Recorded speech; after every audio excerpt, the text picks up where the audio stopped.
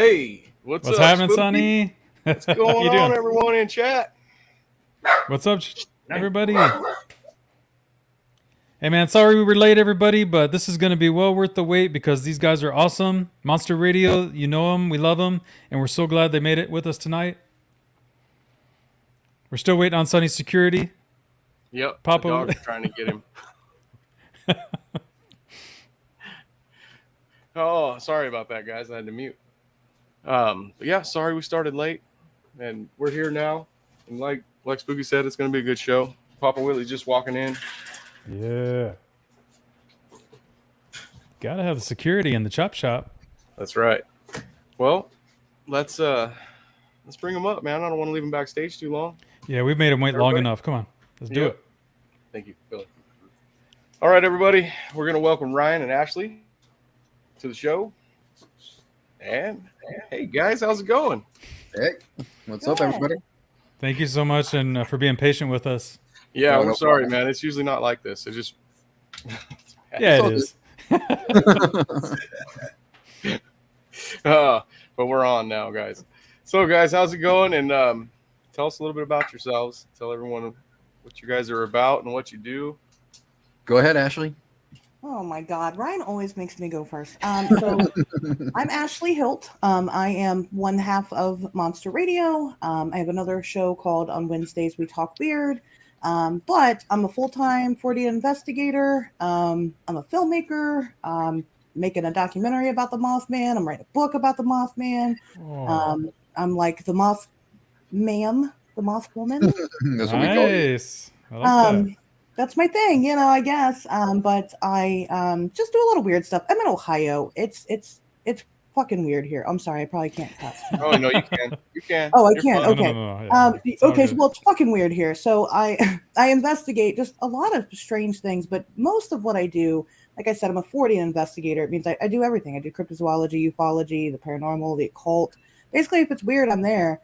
But I probably lean more heavily into ufology than anything else. So that's I don't think I missed anything. I probably did. I do everything. I don't know. Well, okay. So I'm Ryan Trembley. I'm the other half of Monster Radio. I'm a folklore specialist, actually. I cover all Native American mythology and folklore, and I relate it to cryptozoology, and I'm getting into ufology thanks to Ashley. And there's a little tie with me and Mothman that someday I'm going to tell Ashley off the air once she barters my price the right way. But basically, everybody knows who I am, so on with the show. And Ashley, have you ever seen a Mothman? Is that what got you into that, or? So I did see the Mothman in 2016. It's not what got me into it though. I've always been into cryptozoology. So I didn't believe in like things like the Mothman. Actually, I thought it was a ridiculous story, but I went to the Mothman Festival in 2019, and it always sounds like a cult when I describe it, but like it changed my entire life. It was crazy. It was just a crazy weekend of crazy experiences. And that's really what got me into it, was that there was like things happening that defied science that I couldn't really ignore. So here I am doing it still 3 years later, full time at that. So. Yep. Yeah, I have not seen that yet. I haven't seen anything big flying like I hear described from people in Texas saying they see those big flying birds, or people say they see the Mothman flying. I haven't seen anything flying with wings yet like that. You saw Bigfoot though, right, Sonny? I seen a video that his brother took. Actually, his brother took a video where we hunt, and there's this thing, and it's just the way it's climbing up this cliff, and the cliff is so big. It's hard to even explain how many. It seems like it's a mile high. I remember seeing that. You should show Ashley that later on. The way it climbs, it just looks so strange. And then I took a still shot, like zoomed in and took a still shot of whatever it was, but it's so blurry climbing up the cliff, and showed it to the ranger that's up there with us. He's in the same, like, he knows the area like we do because he's there all the time. When he knows that cliff. And when I showed it to him, he said, that is a shadow from a plane or a helicopter. And I started laughing, and I go, no, that's something climbing up the cliff. He goes, no, that's a shadow from a big old plane or helicopter. And I told him, no, man, we have a video of that climbing from the bottom to the top. And he goes, I want to see the video. he thinks we're messing with him. Like, so we got to show him the video. Do any of you guys know what Half Dome is? Half gnome? Half Dome. Half dome? No. Yeah. Oh, okay. It's a big rock in California that people come from all over the place to see it. And the front of it is just a big sheer rock, and that's basically what it looks like. This thing is climbing up. Interesting. It's not the same spot, but if you knew about it, then I could do the comparison. Sure. So, for the Mothman, Ashley, what do you think about when people say, like, when he was there? Oh man, now I forget what the bridge was. So there you go. When he was there before the bridge collapsed, people say he did something to make the bridge collapse. Some people say he was trying to warn them. Do you think he's a bad guy, or is it like a good creature? Or oh gosh, I didn't realize that this whole entire show tonight was going to be about the Mothman. But let me go ahead. I got questions. No, it's okay. I got answers. No, actually, I don't think he had anything to do with the Silver Bridge. The Silver Bridge collapsed because they weren't maintaining it, and that bridge was old as hell, and it couldn't sustain the kind of traffic that it had going through it. It collapsed because of faulty architecture. It's not related to the Mothman at all. The Mothman sightings never started or stopped in Point Pleasant, West Virginia. They've been everywhere. It's just that people call it something different all across time and all these different areas. But, it's somebody that has seen the Mothman and spoken to multiple people that have seen it and, surveying their lives and kind of what that looks like after seeing the thing. I don't think it's like a harbinger of doom. I think it is a personal experience. I think it's more of a harbinger of growth. I think it's a very positive experience. It's just that when you grow, sometimes really tragic things have to happen in order for you to be able to grow. And so people kind of mistake that. And guess what? When the Silver Bridge collapsed, it taught us a lot about bridges that we don't have those problems anymore. So, I mean, it changed it actually, the way that we even construct them and maintain them now. But yeah, are they related? No, the Mothman sightings still continued after the Silver Bridge collapse. It's just that John Keel is a hell of a storyteller, and he likes his stories to end with a nice little bow. And so everybody thinks that they're related. Yeah, I always heard that story, and it always confused me. I was like, how would the Mothman make a bridge collapse? Yeah. He was never actually even seen like on the bridge or around the bridge or anywhere near the bridge. So it's just something Keel made up. Yeah, I've seen like drawings and stuff of him on the bridge. Yeah. But he wasn't on the bridge though. That's not pictures. Yeah, right. He was never there. I don't. But people think he was. Yep. Well, that's that then. So that's my job now, is to kind of separate the lore and the fact that, like, again, people are like, oh yeah, Mothman, Point Pleasant, that's the first thing you think of. And again, like I said, it's been around forever. I don't think there's too many actual stories on him that I've heard. Maybe a couple. Well, that's because people only call the Birdman creature Mothman from Point Pleasant. They don't call it that the rest of the world. Like I said, they call it something different. I've had people come to me and they describe to a T this black figure, bright red eyes with wings that changed my life. It was an angel. I saw an angel. You've got stories backdating everywhere of these winged humanoids that come in. And again, they're described mostly angelic. Mm-hmm. I never heard of nothing like it out here in California myself. I mean, I've heard of the Mothman, but not of anything local like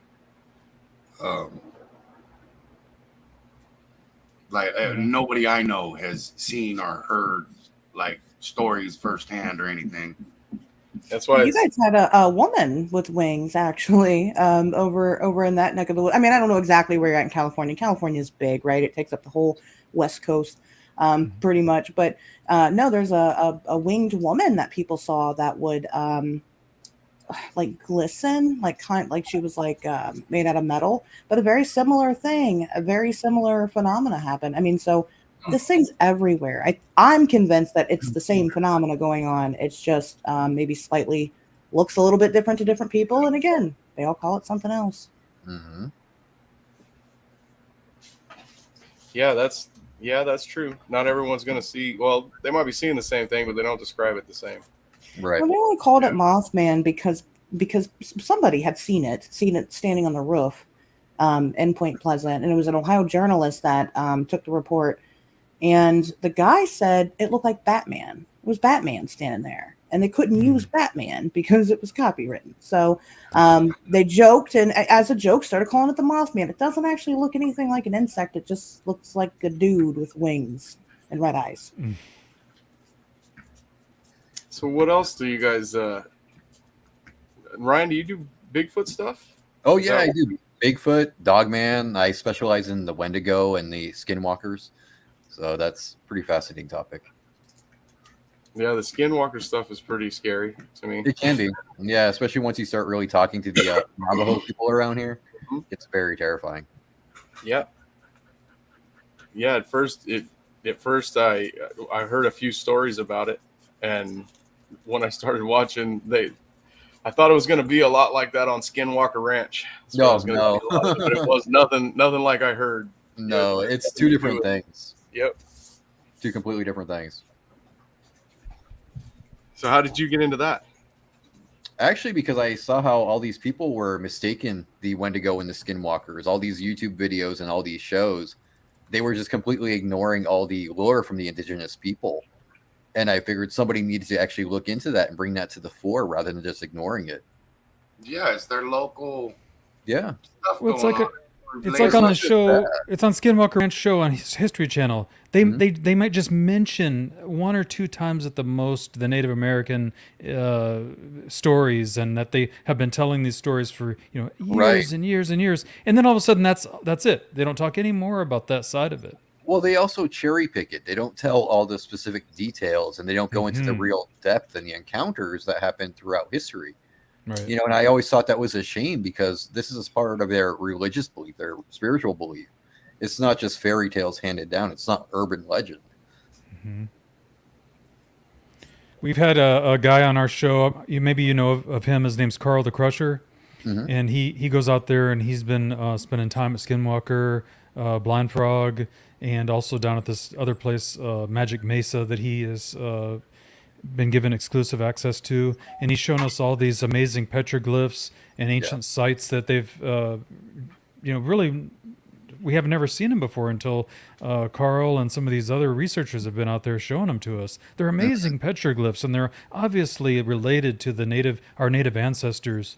And that's why I asked him one time he was on the show. I said, do you guys, get the native elders involved to try to understand these, interpret what they're looking at and what we're seeing more? And he said yes, that they do try to do that very much because he understands how much they can learn from them. Mm-hmm. Oh yeah, there's a great deal to be learned. That's something that even though people think it's fairy tale or fake, there are facts to be taken from that if you know where to look and who to talk to. Mm-hmm. So you know about the Bigfoot, Sasquatch. You know about their stories that the native have told us here. How about there in Arizona? Have you had involvement with the locals there, the natives? Oh there? Yeah. That's where I've had the most interaction. I mean, it was a hard thing to do at first. Nobody really wanted to trust me because I'm Caucasian. So as I'm looking into the stuff, I was getting shunned. But as they were starting to see it, I was very respectful towards it. They actually started calling me and emailing me.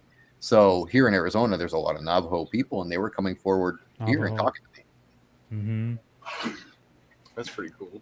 Mm-hmm. I know what you mean though about not shunned, but definitely not welcome sometimes. Oh no, they will straight up shun you. They straight up shunned me at first. They were like, calling me very crude names because I'm a white guy, and I was just like, wow, burn. Well, sometimes you can't blame them when you hear some of the stories that they. Oh no, absolutely not. I didn't take offense because I see what they're doing to their their stories. They're taking their spiritual beliefs, and people on YouTube and whatnot are taking them and desecrating them, and I can see why they're angry about it. Yeah. I mean, we see some of the petroglyphs that people like Carl and other researchers have shown us, and you'll see graffiti, that was only, it's obviously very, very recent. And it's just disgusting when you see what people are willing to do to ancient, precious sites. Yeah, it's terrible. It's heartbreaking, and it's a culture that's dying away slowly. So somebody has to help keep that spark alive. Mm-hmm. What are some of the things that you've learned from the Native Americans and about Sasquatch that you think would highlight for talking about here? A lot of their behaviors, I mean, a lot of people will tell you that they're all just, they're gentle, they're like the Wookiees from Star Wars, and a lot of the Native Americans have told me, no, they're not. It really depends on the individual that you come across. Some of them can be somewhat docile where they try to avoid you, but some of them will come directly after you because they don't like humans. So you have to pay attention to what they say about the mannerisms, their habits, and things like that. It's incredibly valuable, and I think it could be applied to modern day research. Mm-hmm. Do you go out and do research? Have you been in the mountains? And what are the mountains like there in Arizona? Is there what kind of trees and stuff? Oh, they got pine trees and everything like you would have in like Oregon or Washington. A lot of people picture Arizona as this flat desert, like in a Acme cartoon, but no, certain places are very abundant with different kinds of wildlife and different kinds of vegetation. It's about the same as Southern Cali, right? Yeah, it's a pretty good facsimile. Yeah. Good comparison, yeah. Yep, we do have rivers, we do have lakes, so it's not a complete barren desert. When you go up there, do you do like do you go up there and deer hunt? No, I go out exclusively on cryptid investigations. That's what I go out there to do. That's pretty cool. Mm-hmm. Yeah, Ashley does that too. She goes out there looking for these things as well. I do. I've been doing Bigfoot a lot lately, actually, because we've had so many. I mean, it's like right in my backyard, pretty much. We've had so many reports. I've actually found like a huge pathway because there's like certain hot spots in Ohio for obviously cryptids, Bigfoot, Dogman, things like that.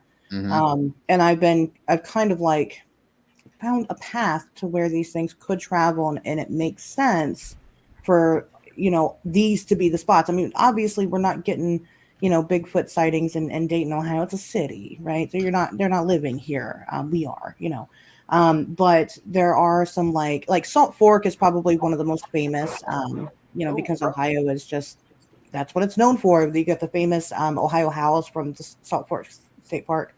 Well, that park connects to pretty much all of the forested areas in Ohio, all the foothills of the Appalachia and all that. So anyway, it's been a big thing. One year, actually in 2020, there was over 250 Bigfoot sightings in Ohio, not just in Ohio, just in this one particular park. So now I've just recently been kind of getting into it, and we went to go do like a preliminary investigation. There was a BFRO report that was about 40 minutes away from me. I was like, hey, let's go out there. Let's go check it out. And when we showed up, it's just a part of Ohio I'd never been to. There's actually a Native American museum right there. Well, it turns out all this land is sacred land, and there's a whole museum about it, and there's all these like mounds that are there, and it's the Earthworks is what it is. And that was just a big surprise. So we go to the museum, of course, because we're touristy and we love that stuff. And I was telling the ladies there that were working the museum, I was like, oh yeah, we're just here looking for Bigfoot because I'm just crazy and I tell everybody. But I'm glad I did, because the one lady was like, well, she's seen the thing, talking about the other lady. And she told me all about it, all about how she was just driving down the street, was crossing the road, Bigfoot. They live here. Yep. Yeah, so we're kind of a cryptid couple, man. We, do our own thing and do a show together, so it's pretty interesting. And Brown Dwarf, yes, bro, I have looked into the Mogollon Monster. Good to see you, by the way, Brown. Yeah, we hope to have Brown Dwarf was just on our friend's channel, and we're hoping that we can get Brown Dwarf on this channel too to come over here and talk some Bigfoot, and he runs up and down. Yeah, he knows his stuff. Brown Dwarf is awesome. Yes, I've known him for a long time. Sorry, guys. My wife was pulling up. So you guys go out together, and that's Are you? No, not yet. Not Same yet. We're actually have you haven't done we're that long yet? distance right now. So Me and okay. Ryan both.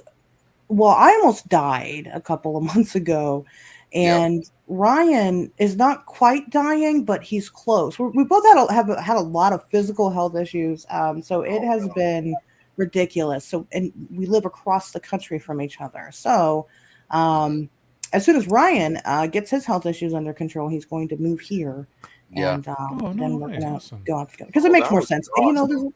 there's a lot of spooky stuff here, so. Yep. So we can definitely get out there and start doing stuff together in Ohio, finding the Ohio Especially- Grassman. Right in your backyard, you said, right? Pretty much. Yep. Pretty much. Yep.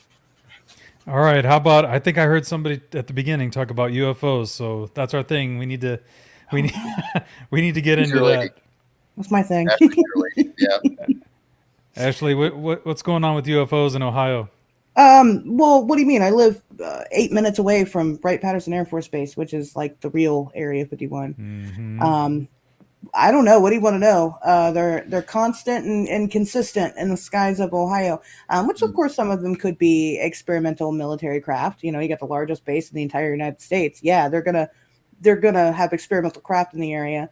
I've caught a bunch. I've seen so many, and who knows? Are they? I try to keep an open mind. Are they drones? Are they maybe just planes that I'm not familiar with? I don't think so. I think that they're definitely something more than that. I try to catch them on camera. Actually, one day I was on the phone with Ryan, and I'm sitting right where I'm sitting now, and there's a big window, and it was the middle of the day, and there was like some big bright. It was just like metal in the sky. It was just metallic. I don't know what the hell it was. So I'm talking to Ryan. I'm like, hold on a second. Hold on. I think there's something in the sky. Hold on. And I go outside. I'm walking down the street, and I'm trying to like capture it on video. Can't see it at all in video. It's not showing up. I'm like, oh my God. So I start taking pictures. Now, this thing was like a dot. I mean, it was like a if you took a pencil and just put a dot on a paper, you really couldn't see it. But you could see it shining. And I'm like, what is that? So I'm like taking pictures of it. And I'm trying to like zoom and get pictures. But you can kind of see a little bit, but in every single picture, and maybe it's just pixelation and the fact that this thing was moving, I don't know. Every single picture, the shape is different. And I couldn't really pinpoint what it looked like. But it was kind of like, honestly, if I had to compare it to anything, kind of like a spinning top. It's like a spinning top. So, they're definitely here. I had gotten interested mostly in the base when, gosh, I can't say too much.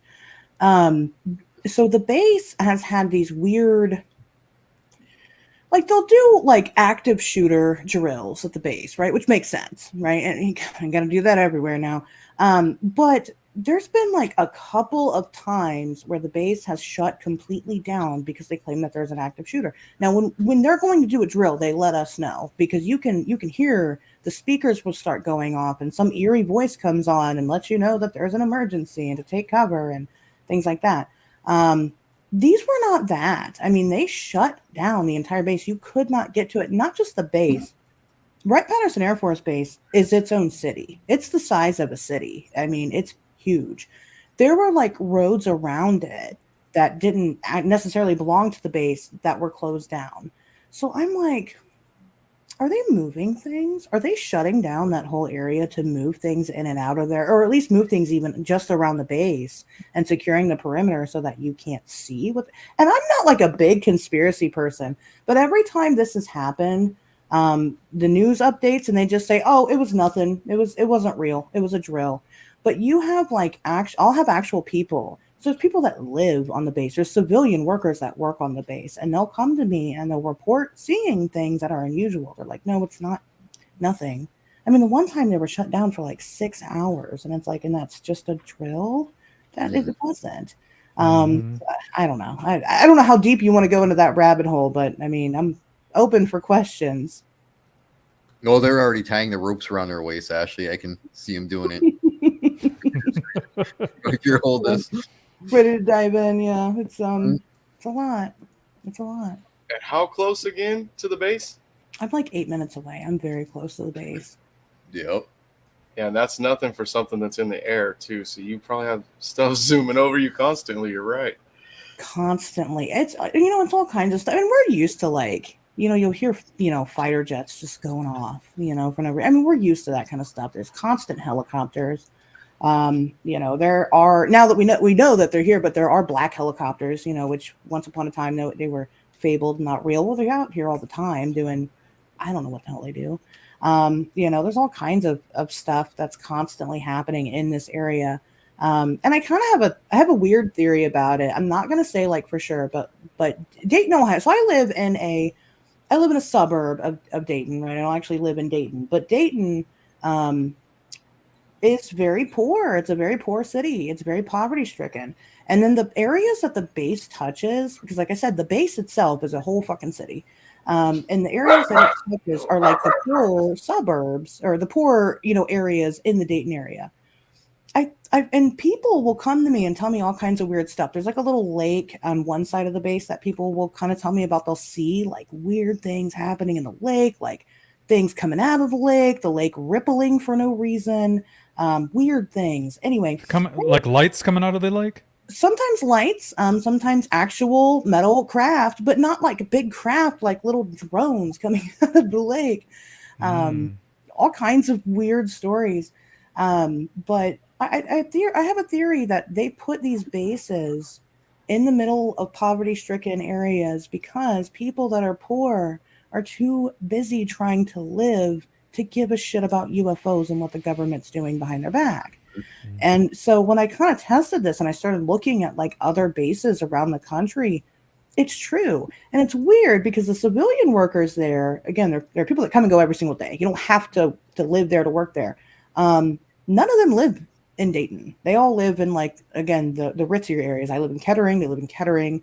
They live in Beaver Creek. The richer areas, they live there. So you have this installation that offers thousands and thousands of jobs to people. You would think that the area around it wouldn't be living in poverty. But again, all the bases are like that. It's really strange. I don't know. It's something I've been working on for a minute. I haven't looked at every single base and their demographic for all the people that live around it, but so far it's checked out with a lot of them, and it's really odd. I think that has anything to do with the fact that they have to keep housing low so that they don't have to pay more in housing chits to military members who use the military to pay for their housing.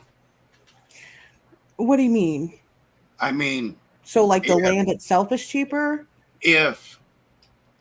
If I had a company and everybody worked in my company I had to pay their rent, I would try to make sure that the rent in my area was low. And then all the houses, the people that work there they don't want to live in that area. They want to live somewhere else. Now there's an open house at cheap rent that somebody poor is going to move into. Well, the only people that live on the base are active duty military. And the people in the military active duty get a check, right, for housing off base as well. Mm-hmm. They don't have to live on base. If they're married and have a kid or any of that kind of stuff, they get money to live off base. Right, I got you. And all I'm saying is they pretty much have to keep housing low around there so that they don't have to pay Northern Heights prices for ghetto areas. They don't want to pay big rent because they pay $10,000 for hammers and stuff like that. Sure. Well, but like I said, people that work at the base don't live in Dayton. They live in $500,000 homes. They don't live in the poverty area. And so I'm not saying that absolutely nobody does. I've not talked to every single person that works at the base, obviously, but it just seems that way. Everybody that I know that works there doesn't actually live in Dayton. They all live outside of it. Yeah. They can afford to. Enzo in the chat says the areas around many bases aren't of high value because most don't like to hear the racket from the base in their planes. Yeah, good point. Well, right on. It could be. I mean, but even these areas, I mean, we still hear it. Again, it's not small. It's not a small area. It's huge. It spans over like 4 or 5 different cities. It's massive. There's no way you can really get away from it. I don't know. Like I said, it's just something that I kind of hit me one night. I was like, that makes sense, because you get a lot of people that are like, oh, I live right next to the base, and this weird thing happened. It probably happens all the time. I mean, honestly, this stuff happens constantly around there. But I also have, so I have people that I talk to who I can't disclose. One of them, I think I'm getting ready to be able to disclose because he's getting ready to die. As sad as that is, but he's old. He's worked at the base for a very long time. He's retired now.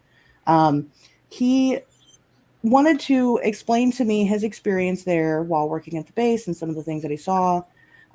We don't really know what to do with that information yet, if we're going to do anything with it, because now he's got family. I don't know. It gets kind of weird. And again, I'm not a big government conspiracy person, but this is where it gets odder. I have another person who is a private contractor for the base.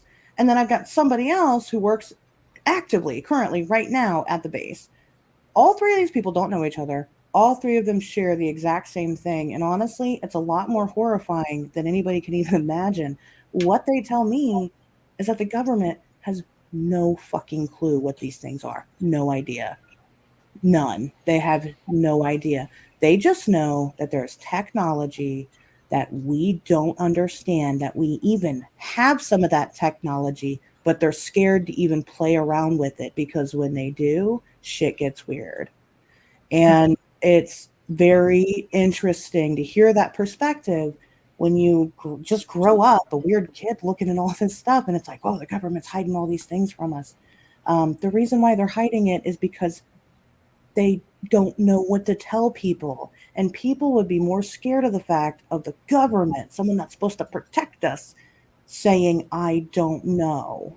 Than anything else. If that story is true, then that would put to rest some of the stories from people like Bob Lazar and the Roswell crash, and what we all people say that we've learned from.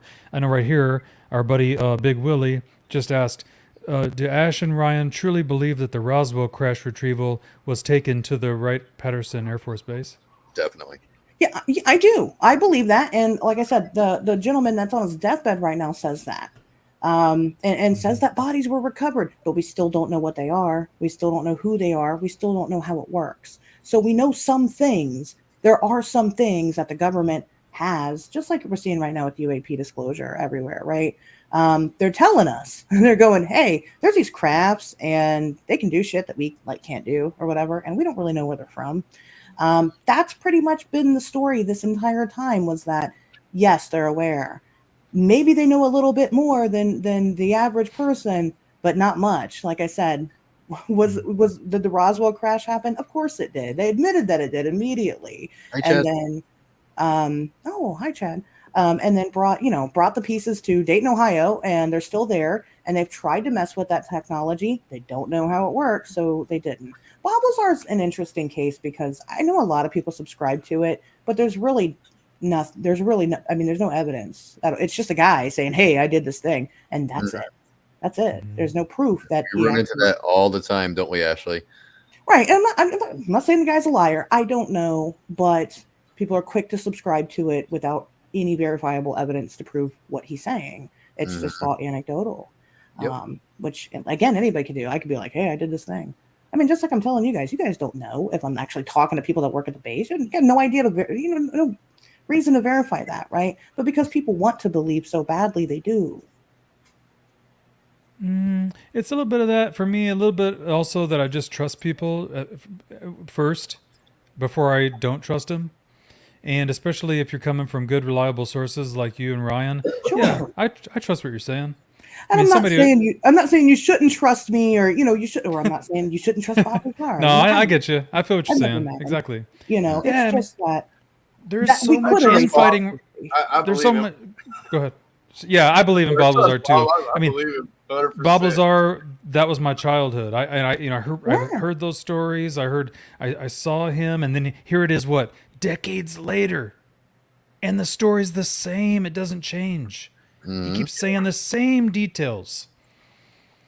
You know, and then there's this thing about his education that everybody wants to say, well, we can't prove his education. Yeah. Hello? If they want to erase something, they can do it. Yep. Okay. I mean, he does have a really important job. You know, he owns a whole company doing really important things. I can't remember exactly a genius. What it is right now. Right. So, I mean, he's obviously got, you don't just like get a really important job because you graduated high school and then just lied your way to the top. I don't know. You know, that doesn't happen normally. So I'll give him that much, but it's usually never.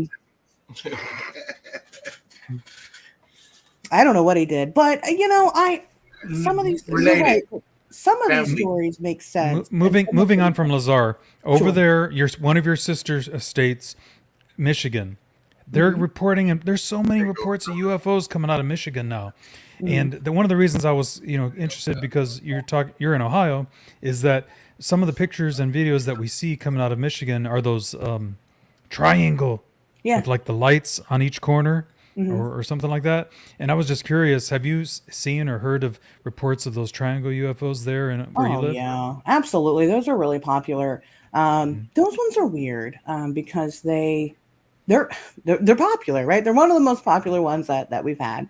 But if you ever look at the spycraft, the Aurora spycraft, which we made, guess what it looks like in the sky? It looks like a triangle. So, I mean, that one's hard to say. Is it extraterrestrial? Is it just secret government craft? Either way, I think both of those possibilities are really interesting. But that is a really popular one. The Michigan thing, though, it exists. What's that? I could tell you those triangle craft exist. Oh, they absolutely do. What do you mean, Billy? You've seen it? I've seen two of them. Two of them at the same time. Ooh.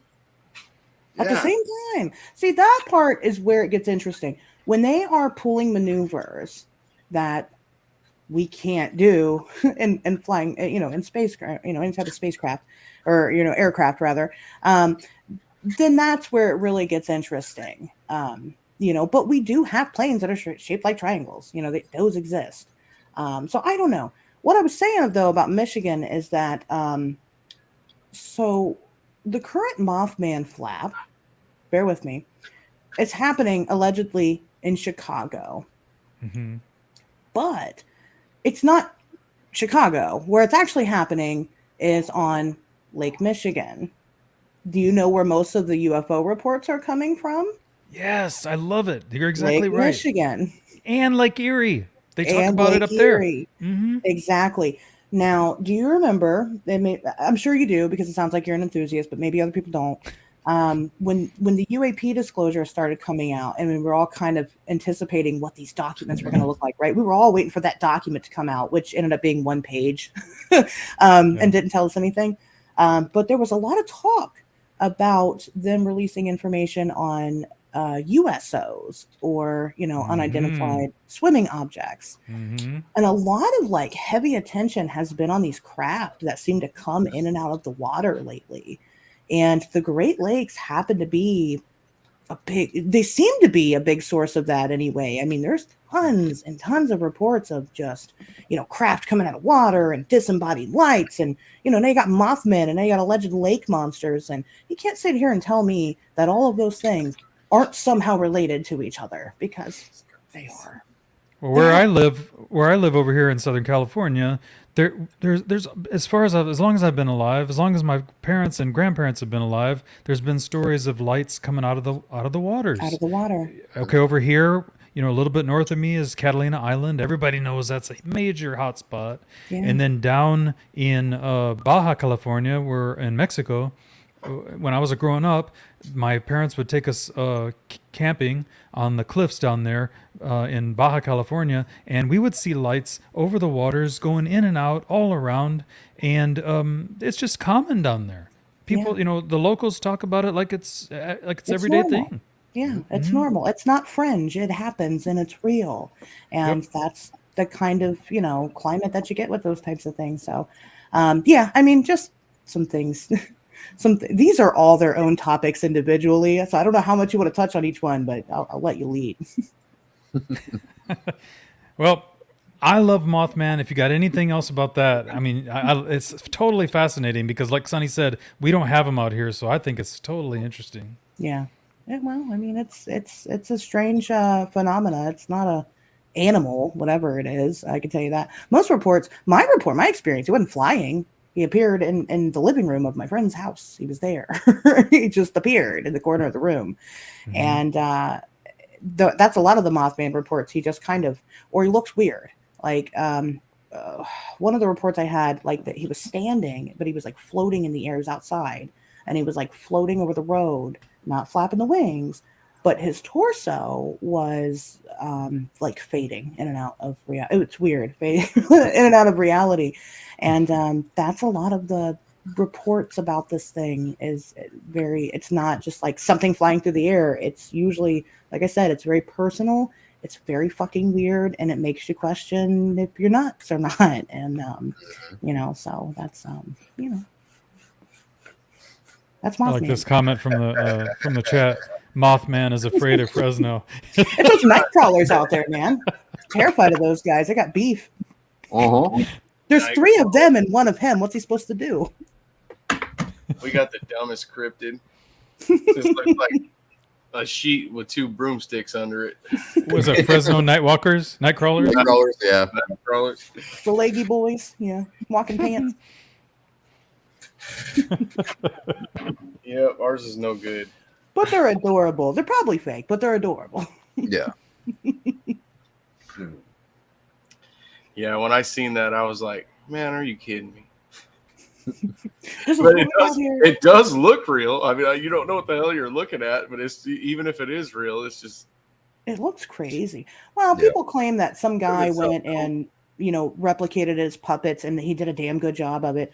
But I had a report from somebody in Ohio that described that in the 90s. They saw it in the 90s. And they didn't call it a Fresno Nightcrawler. They were just like, yeah, in the 90s, I was at work one night, and we all went out back, and this thing that was just all legs was out there. And it was really weird. It kind of just looked like 2 sticks, and it was strange. And it walked around for like 20 minutes, and we were all scared, and that was it. And I'm like, no fucking way that actually happened. I didn't say that to him, but it blew my mind. I had no reason not to believe the guy, but it was interesting. It was a weird, but when you talk about like those weird, kind of extraterrestrial creatures, the coolest ones have like one-off stories. And I think that's neat. We just talked about the Vegetable Man over on Monster Radio during the Braxy episode. Vegetable Man. Yeah, the Vegetable Man. You don't know about the Vegetable Man? No. Tell us, what is a Vegetable Man? Oh, gosh. Is that some kind of like vegan Sasquatch? No, it's pretty fucking horrifying. I'll tell you about the Vegetable Man. It's a great story. Listen, everybody's gonna love this one. So in 1968, in somewhere in West Virginia, because West Virginia, of course, all these things happen there. A gentleman was out hunting, and he saw like a spaceship, like a UFO, like a flying saucer, like land or crash into the woods. I don't know, it changes. So he went to go approach it. And when he did, he came upon this guy. I mean, it wasn't a guy. It was like a leafy person. Like, if you ever heard of it's like humanoid of some sort, some guy. He looked kind of like, like the Green Man. You ever heard of like the Green Man?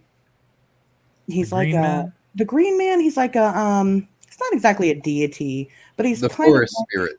Yeah, like a forest spirit. Yeah. I mean, he looked a lot like that. And the thing started talking to him, and it said, I'm not here to hurt you. What did he say? I need assistance. He said he needed help from the guy. So as the guy starts moving closer towards him, this thing's eyes get real fucking weird. And they start doing like, how like the hypnotic swirls, like you see in like the Twilight Zone, the hypnotic swirl. But they're like the spiral, but they're like orange and red and changing. And then this thing grabs him and has these thorns for fingernails and shoves them into the guy and starts sucking his blood. And then it lets go. And then the guy gets the fuck out of there. And that's it. That's the story of the Vegetable Man. That's it. Did he make it up?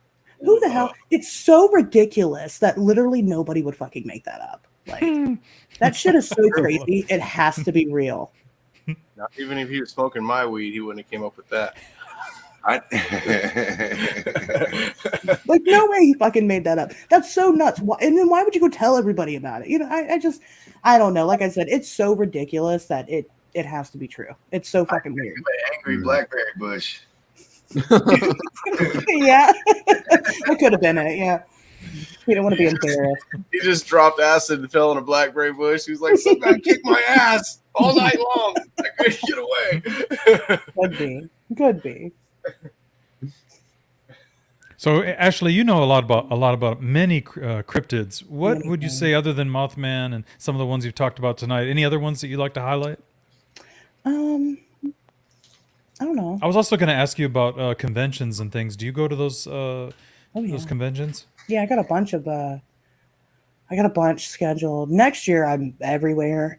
This year I'll be at the Mothman Festival, but I'm just a spectator. The Mothman Festival is fucking huge, and I don't know if I ever want to work it, to be honest. But I'm speaking at 2 events in October, and then I think I'm going to take a break until March. Actually, we're doing the Loveland Frog Festival, the first annual Loveland Frog Festival in March. So that'll be really neat. I'll be speaking there, and Small Town Monsters Monster Fest. I'll be there in June 2023. I can't remember what else I got going on. Cryptid Bash 2023. I'm speaking there already. I don't know. I go to a bunch of them. I'm in the Midwest. If you guys go to these events in the Midwest, I'm probably there, and I'm really hard to miss. So, how about the over there in Ohio, that Serpent Mound? That they. What, have you been there? You know, oddly enough, I have never been there. I don't know why. Remember when those monuments were popping up everywhere? Oh, those the obelisks. The big monoliths, the big, you know. Yeah. So we talked about we were gonna make one and put it at the Serpent Mound. But we didn't. Ashley, why would you do that? I don't know, just because it was something. Just to mess with people. Everybody else was doing it, you know. If everybody's jumping off the bridge, you know, go do it. Those were aliens putting those there. That's what I thought. They were alien antennas. They were neat, but yeah, we were you know, we didn't do it. But no, I've never been yet. I do plan on going. I just haven't had a reason to. I mean, it's interesting, but you know, first of all, I know that people it's still very much owned by Native Americans. It's not like taken over by the government and, you know, they regulate it. And people were coming out to them during COVID, and they were getting really pissed off because they were asking people not to. And then they kept doing it. So I'm like, I'm gonna give them a break for a while, and then I'll come out. Mm-hmm. But nobody knows why it's there, and it's not the only like type of monument like that in the area. So like I said, I went to the Earthworks thing, which is just these big mounds, and they really don't know why they're there either. There's some ideas and speculations, but nobody knows. Thing about those Serpent Mounds in Ohio, I would want to see it from the sky more than on the ground. They're huge. That's the best way to look down on it. They're huge, and when you really think about how they constructed them, I mean, it's not like they have modern technology. You know, they carried all that dirt there to build these things, and like I said, they're massive. How about you, Ryan, over there in Arizona where you live? You know, it's got to be tempting to kind of make your way towards like Skinwalker Ranch and places like that, Uinta Basin and in Utah. I mean, have you ever? I'm sure you probably would. Though, I mean, with Arizona, though, it's a place of high strangeness too. So you don't really have to go to Skinwalker Ranch. There's a lot of weird shit that happens in Arizona by itself. So if I want something really weird, I just got to go out to like Tucson or Flagstaff, ask around, and somebody will be like, "Oh, something happened over there." Yeah, so it works out really easily for me. I know over there in Sedona, they have one of our colleagues, Melinda Leslie. She does those UFO tours and has people come out there and shows them lights in the sky and all that. Yeah. I've always wanted to do that. Yeah, I've actually seen stuff when I was on the phone with Ashley too. Oh yeah. I've actually heard weird shit over here. Do you remember, Ashley, when I was hearing the kids laugh in the middle of nowhere? That was pretty spooky, man. Ryan's had a lot of interesting stuff going on. So one of my best friends lives in Tucson. It's not Ryan, but He's one of your other best friends. We're not friends. Wow. The truth comes out. That was supposed to be a compliment, but it came out really mean. Anyway, so that's that Ohio humor. Exactly. Yes, it's the Midwest for you. The Buckeye State. So anyway, she lives over there, and she had seen something. She had seen like this humanoid thing cross the street one time, and it looked really weird. It was like glitching in and out of reality, like these things do. We always thought that was interesting. Well, Ryan, I don't know how much you want to talk about it, but Ryan had a similar report recently about something. Yeah, actually, I got the report from a guy that I met up while I was investigating. It was just someone who happened to cross my path. And he didn't know who I was. I didn't know who he was. And he told me, hey, be careful when you go down this certain part of the riverway, because I saw something. He told me what he had seen that pertains to something I had seen earlier too. But he also shared how he had seen a pale humanoid running across the riverbed and feasting on a dead javelina. So that was really thought-provoking for me, because it resembles the Wendigo and the Skinwalkers. So when he said, a pale humanoid that had long limbs and no body hair and all this, I'm going, nice. So I was really excited about that. And I did find a dead javelina down that way. Well, and he did say it looked weird, like V said, right? It was kind of, yeah. He said that when it moved, it kind of looked like the body was glitching out, like very jerky movements when it moved. So, well, it ties right into her friend's encounter. Yeah. Mm-hmm. Very interesting. Spooky stuff. And what was this thing about hearing kids laughing? Yeah, I want to hear more about that. Okay. Nowhere, no kids there. All right, well, this happened when I was talking to Ashley on the phone one night. I think it was about what, Ashley, midnight my time? Maybe later? It might have been, yeah. Yeah. And, it was late. I was out having a smoke, and there was no kids around. There's no kids that live in this apartment complex. So as I'm out in the field, I hear footsteps, like little kid footfalls. And I'm looking around, and I don't see any little kids running around in the desert. And I hear laughter of kids at play. And it's coming from all around me. And as I'm looking around, I'm not seeing any kids, guys. There's no little kids out here playing around. You're not going to let kids play in the Arizona desert that late at night anyway. We got scorpions and rattlesnakes and coyotes.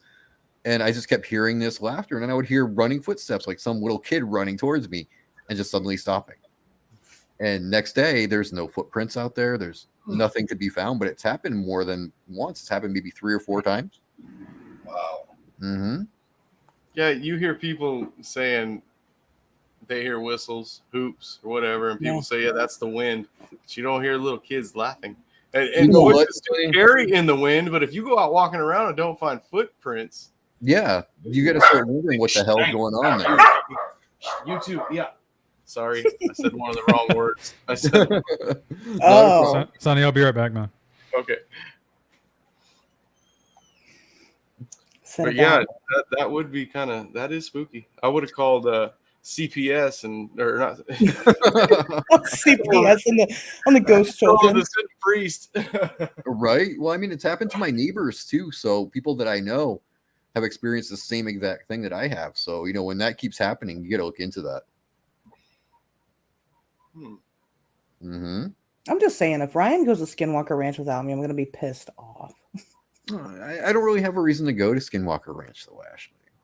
If I want to see a Skinwalker, I'll just wait it out here in Arizona. That's true. Mm-hmm. Now, here in this orchard, I've heard women, it sounds like, yelling for help. Ooh. That's what I hear. Help! Wow. At night, yeah, and I go out there, and it's coyotes. I don't know how the hell they make that noise. But it sounds like help. And it sounds like a woman yelling help when it's far away. That's That's very no, we really hear that too sometimes, though. It's not, this is the country. But what gets me is not all that long ago, a girl got cut up. Yeah, less than half a mile from here. What happened? A girl had got cut up, and they were burying her all over. Oh. I know my dogs were barking one day, and I think we were doing a morning show or something. I was on here for something, and I went out back. When I walked out back and looked out like my backyard past the fence, there's like 50 cops behind my house. I was like, whoa. What the fuck did I do? Yep. And then I was thinking, okay, I'm going out the front. I went out the front. There was even more out front. And I was hell no. Holy shit. They were just all around my house. And I was thinking, I don't know what I did, but they brought them all. Wow. Man, that's so I go out and I start talking to them, and that's what they were looking for, a woman. They asked if I'd found anything or seen anything. So, nope, not. But I didn't hear no screams. Just the coyotes yelling for help. Yeah, and didn't hear no coyotes yelling for help around that time. But yeah, I've actually went out and looked, and I'll find the coyotes doing it. It's not. Yeah. It's not that it was something else. It's a noise they make. It's strange. It's like the mountain lion screams. They sound like screaming women. You know? Yeah, they really do. And Ashley, we got Matt in the chat who wants to say hi. So hi, Matt. Oh my gosh, is he whining? Hi, Matt. Second Star Survival, Matt. Mm-hmm. Yeah, he got into a fight with homeless people the other night. I'll tell you what, Sonny, ever since I started studying skinwalkers, though, if I hear weird noises like a woman screaming in the night, I'm like, nope, bye, going back inside.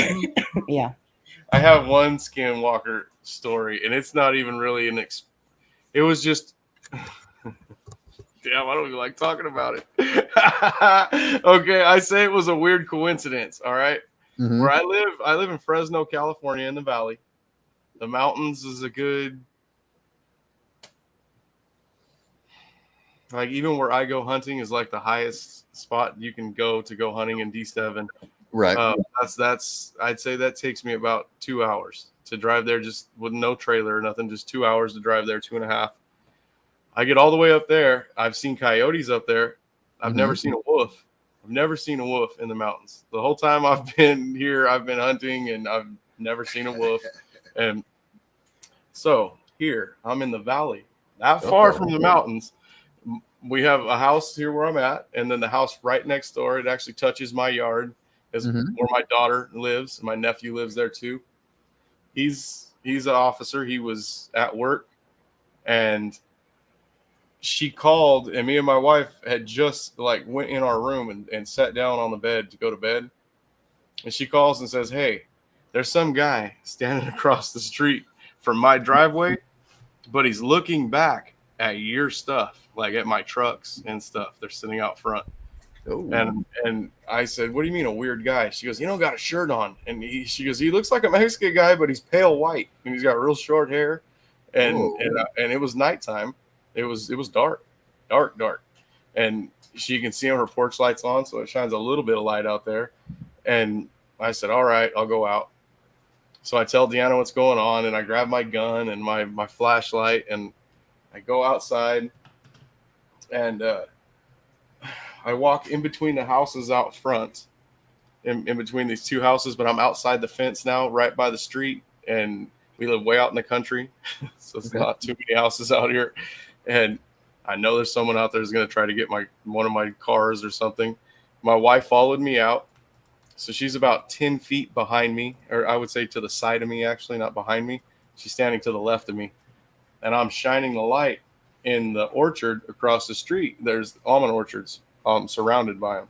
Mm-hmm. So I'm shining the light out here, and I know this dude's hiding behind one of these trees. I know he is. I could just feel it, So I walk out of the street and get back on my side of the road, on the edge of the road.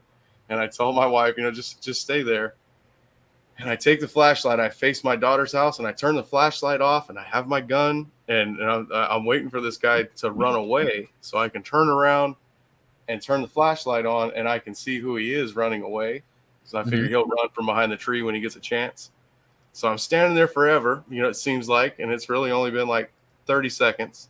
And he's not running. And then all of a sudden he does run. And I'm thinking, oh, you son of a bitch. Now I got you. And I'm starting to turn around, but then I'm listening to see where he's going. He's running directly up behind me.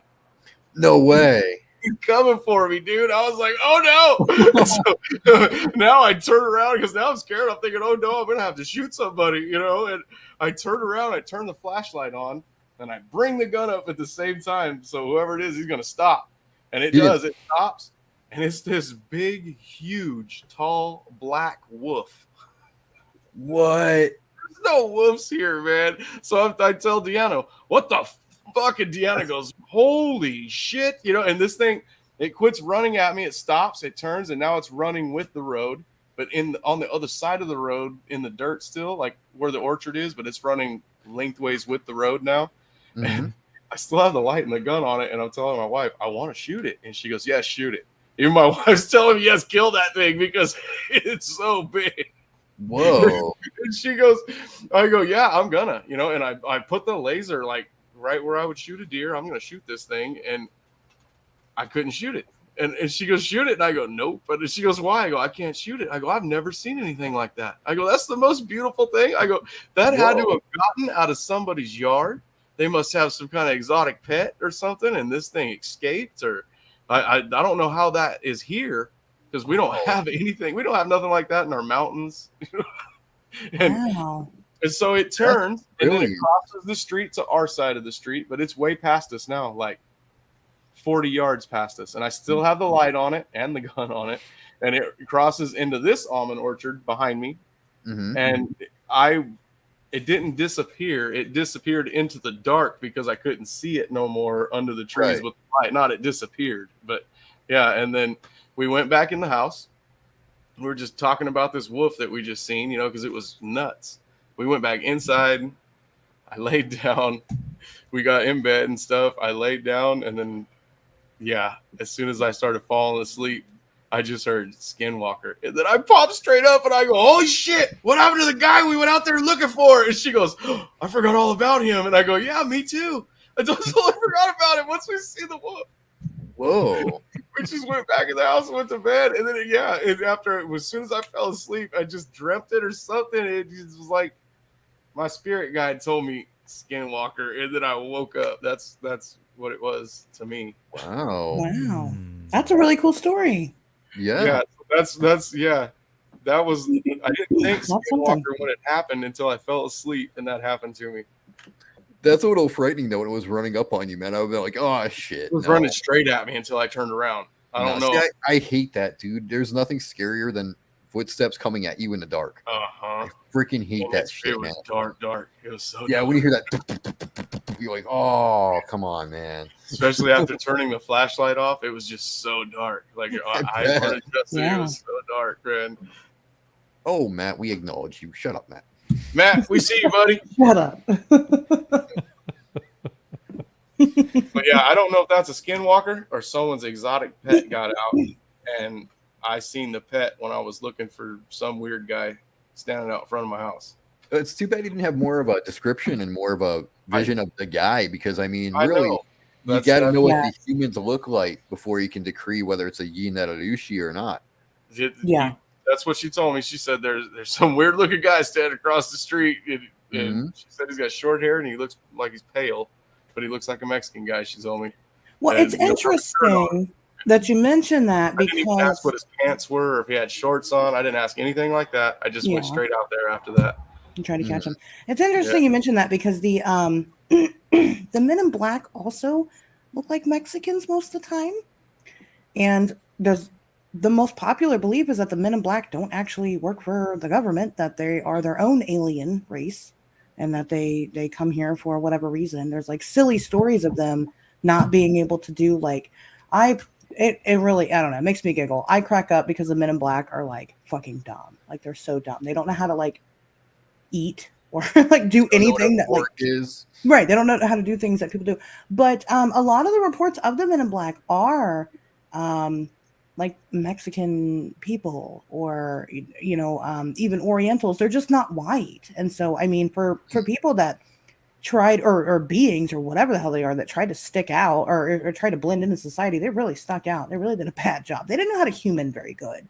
But anyway, I thought, I mean, I don't know. As soon as you said a Mexican guy, that's where my mind went to. I mean, I don't know as much about skinwalkers as Ryan, but I would think that if it was a Native American, they'd have longer hair. I never got to see a person at all. That was just the description I got when I walked out. Yeah, I never got to see anything except for that black wolf, and it was a black, solid black, no like spots on this thing, like no white spot in the chest. Just how big do you think it was? It was huge, man. I'll take huge. Big. I would say big, like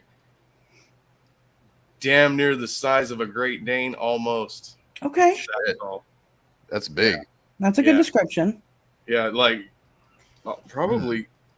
I'm 5'7", so I would say that thing was like while it's walking. So his back, it would have been 4 feet something tall. It's big. It was big. That's big. Really like, big. I've never seen a wolf before like that. Like I've seen plenty of Great Danes and Malamutes. You know what though? Wolves are big as hell. He's got King Corsos. King Corsos, the dogs they use for hunting lions. These dogs weigh like what, 200 pounds? They're almost. She's damn. Yeah.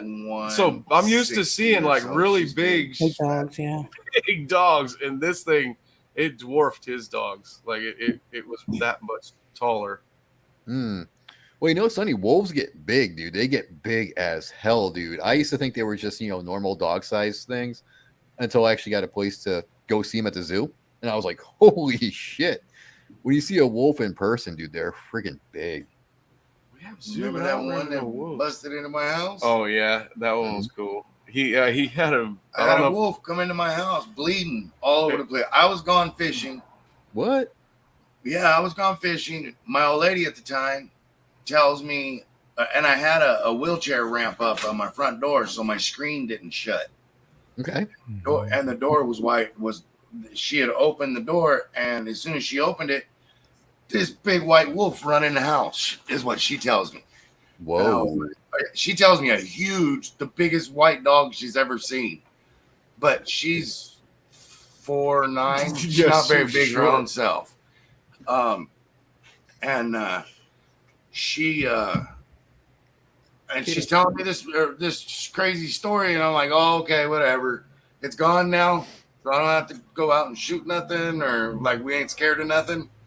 And I'm trying to put my fishing stuff away, and I back and forth through the front door. I start to go back out to the car, and I don't walk very good at all at the time.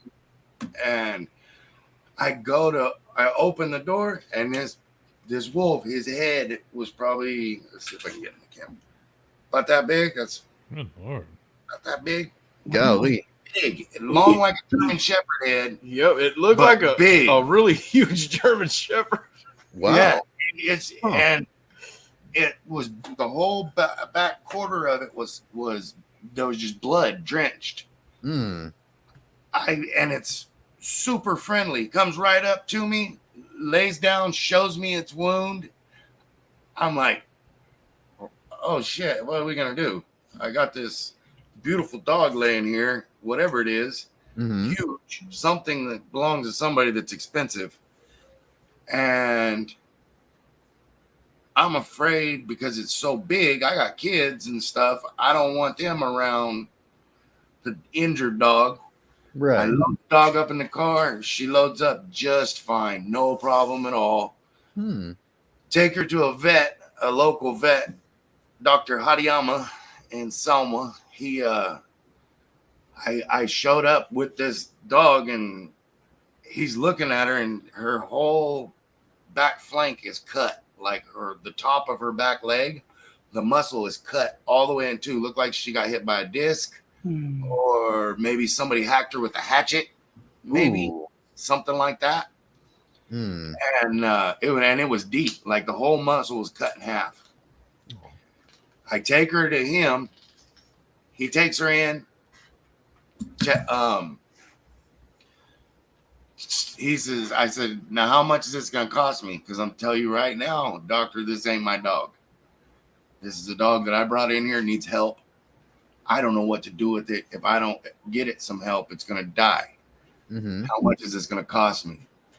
Kept her for 3 days, did surgery on her to stitch her from the inside out. It was that deep where he had to do internal stitches. And Only charged me $200. Wow. Not bad. Kept her for 3 days. And he pretty much did all the finding out her temperament and all that stuff. And when I showed up, he told me she was great. Her temperament was awesome. She never was aggressive to anybody. So I took her home. Everything was fine. I had her about 8 months. And then she took off down the road one day and never came back. Oh. Whoa. Some guy was some tweaker dude, some street guy goes jogging by my house, and he don't even look towards my house, and that's very unusual. Like, I don't know, I got all kinds of crap in my yard. They're always looking. He don't even look. He jogs by. He gets about a quarter mile down the road, and the dog took off running down towards him. So I don't know if it was his, and it got hurt. I don't know what the situation was, but I never seen it again, and that was like 6 years ago. Remember that? Yeah, when I first seen it, I didn't think wolf at all, but then the vet told him, no, this is a wolf. Yeah, when I picked it up from the vet, he said, you know what you have there? Said, no. He says, this is a purebred wolf. And the fact that white one, it's very like, you don't see this. And the one I see was black, but it wasn't friendly. It didn't want nothing to do with us. Yeah. That's pretty. Actually, it's kind of hilarious. You saw a black wolf, and it was horrifying. You saw a white one, and it was a great wholesome story. I forgot all about it. It came up to me looking for help, so I helped it. You know. Nope. Yeah, because if he was going fishing, we were going fishing. Right. Yeah. But yeah, guys, that's our experiences with it. What if I know now? You said you heard some scary stuff. I want to know some of it, man. I know you don't want to talk. Maybe if you want to talk about it. Like, oh yeah, you want to know the Skinwalker info? Yes. Yes. Okay. Well, might want to grab something to drink and something to eat. Might take a while, but all right. Well, Skinwalkers. I mean, there's a lot of confusion surrounding them, guys. It's not something that people are going to see on an everyday basis. You know, the Yinararushi. When someone decides to become one of these things, what's commonly known as a skinwalker, it's a very, very dangerous and very, very precise art that they have to dedicate themselves to. They actually have to decide that they're going to follow the thing called the witchery way. Okay, it's a type of black magic that's actually exclusive to the Navajo people. And when they decide upon this dedication, they either have to kill a family member or commit incest with a family member. And this is a way to corrupt their own spirit, their own energies, so that when they start practicing the dark arts, they're already tainted. Yeah, they're more open to the darkness that this magic is going to bring into them. And people will tell you that they can just change into the animal on will. Like they think about it, boom, change into the animal and chase after you. No, it's not like that. What they have to do, they have to go to these sacred grounds that are chosen by the Yinararushi before them. And they have little coven meetings where they have to don their war paint, their war jewelry. And they have to chant and, do sacred rituals for hours and hours, sometimes days, before they can take on the form of an animal. So when somebody sees a Yinararushi, a skinwalker, it's for a reason. It's not because they just want to scare you. It's because that individual has marked you for something. You have wronged him or her, and they're going to get you. So any of those stories where you see that a skinwalker just walked by somebody or just scared them real quick, 99.9% of the time, that's bullshit. Okay, because a skinwalker will come after you only to get you. They will not simply let you go. They will torment you mentally. They'll do things to torment you and torture you and weaken you emotionally. And once they break your spirit, that's when they come in and try to take your life. So it's not something you're going to see every weekend where someone's just going to see a skinwalker coming by and that's it. It's not like that at all. This skinwalker, this particular one, he wanted to take my truck. He might have wanted you. I mean, there might have been something that he thought that you did that he took as an insult, or maybe one of your family members. Maybe they slighted him in some way, and he was trying to get to them and not you. That was right. Just got away. Yeah.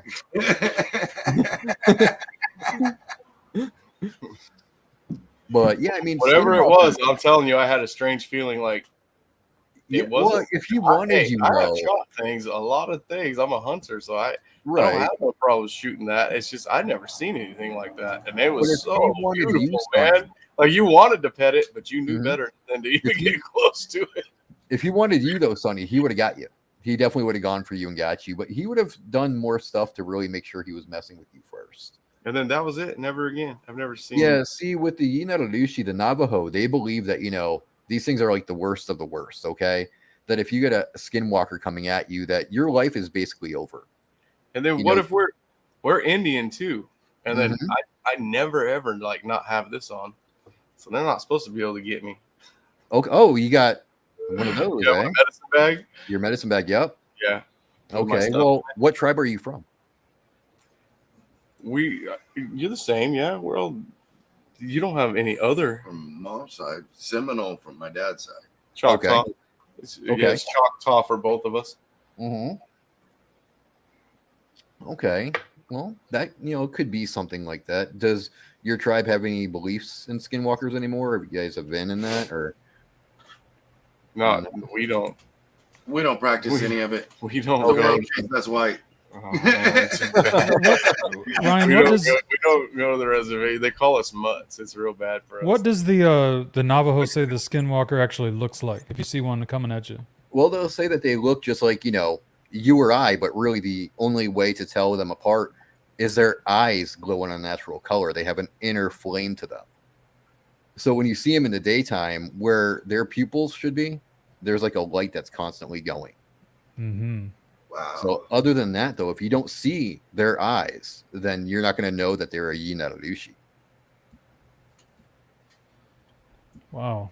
Where our granny came from was Oklahoma. That's where our Indian comes from. That part. So then you guys had the bear walkers in your religious beliefs way back in the day. Yeah, just like the. Okay. Just like the skinwalkers. It's the same thing. I always thought they could just turn into whatever. I didn't. Yes and no. Bear walkers, they differ a little bit. Bear walkers will either become bear, as the name suggests, or wolves. Whereas skinwalkers, the Yinatalushi, they'll become coyotes, mountain lions. Basically, the reason why they become predatory animals is because in the beliefs of the Native American people, it's an insult to the spirit of the predatory animal to wear their pelt and become one of them. You're actually disregarding and insulting the spirit of the whole predatory thing. So when you become one and you you pose as one, you're insulting your own religion, you're insulting your people, and you're insulting the animal. That's why they choose that. Mm-hmm. There you go. There you go. That's pretty. The reason I brought this one up was because of the eyes. After what you just said, that's the first thing that struck me when I saw that picture. Mm-hmm. Yep. I seen something one time driving through. I was on my way to Oklahoma from California. I was headed through your area, Ryan, and there's a bridge. Whatever highway we were on, I don't even know, the one you get from here to there on. It kind of goes on a curve. Okay. It's over water. Mm-hmm. There's like a river running underneath it. And when we drove through there, the headlights went right on something that looked like something with almost like a papoose or something on its back that went up over either that, or it was all connected, but it looked like it was almost like a satchel on its back with furs and crap all over it and big horns on the top and like antlers. Like it looked like hunting type stuff. Right. And just as our headlights went on it, it turned like this and looked at us, and when the headlights went off it, I could still see the eyes shining. And then we went past, and we were supposed to go pull into a Walmart that was like a exit or two away and sleep in the parking lot. And my brother was like, no, there's no way I'm going to stop here. It looked at us, and if it catches us, we're done for. Wow. He says, I'm not even going to go to sleep now. And I kind of laughed a little bit and tried to disbelieve what I just looked at. Mm-hmm. And then we drove on the rest of the way in Oklahoma. Wow. I wouldn't be surprised. I would not be shocked. I mean, we actually hear a lot of Skinwalker reports here in Arizona. And I would not be surprised if you saw one at all. I really wouldn't. And it seemed like it was where something couldn't be. Like it was off the side of the bridge. But I don't think there was any land there for it to be standing on. Yeah, you'll hear that a lot with a lot of the reports where they're doing something that a normal human couldn't or shouldn't do. They're walking in some place that a human couldn't walk, or they're standing somewhere where a human just couldn't stand. They'd have to float or something. So I'm not surprised. Yeah. That was my first time ever really believing any of it as far as the Skinwalker stuff goes.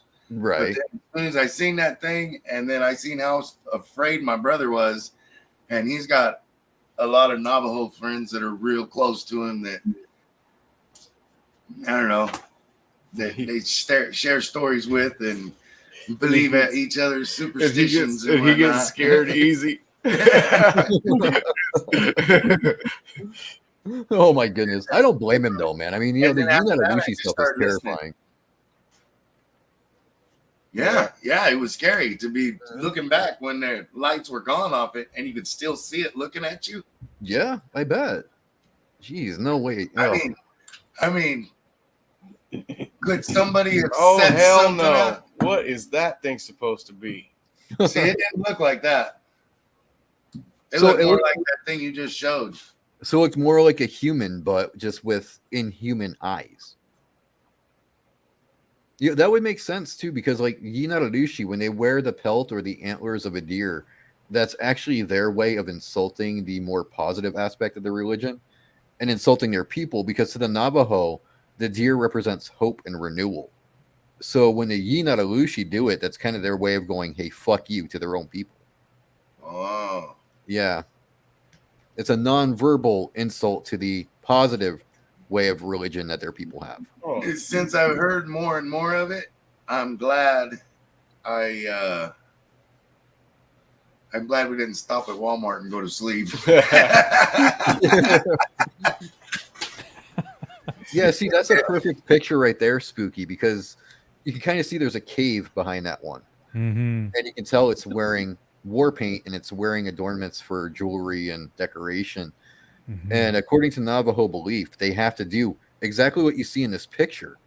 And they have to stay like that for hours or even days before they can change into that animal and go after their intended quarry. Mm-hmm. It's not just something that happens like in the movies where, like, werewolf transformation and boom, they're done. It's a long and arduous process for them. Fascinating, man. Mm-hmm. How about my tribe, Ryan? What you know about the Cherokee Indians, northeastern Tennessee? Well, which legend do you want me to tell you about? Well, like the since we're talking about the skinwalkers and such, like what do you think could be applicable for what we're talking about? Well, I think if you want something that was equal to the skinwalkers for the Cherokee, you'd go with the Raven Mocker. Raven Mocker. Mm-hmm. You ever heard of that one before? I haven't. Okay, well, it's a type of shaman that becomes an entity, and they usually take on the form of a human and raven combination. And what they do is they stalk the dead and dying. When somebody's dying, they'll torment the dreams and the living world of this dying person with the intention of eating their heart. And for the Cherokee, as you know, Spooky, when you eat the heart of something, you're taking in part of its spirit. Right. So when they consume the heart of the dying person, they're taking their soul. So in a way, they're a very loose translation, I guess, of the Cherokee's own demons, as Christianity would portray them. And once these things set their sights on you, that's it. There's not much you can do to stop the Raven Mocker. So if you're a dying person that has a Raven Mocker coming after you, then, well, sorry, man. End of story for you. Jeez. Mm-hmm. Yeah, I don't want that.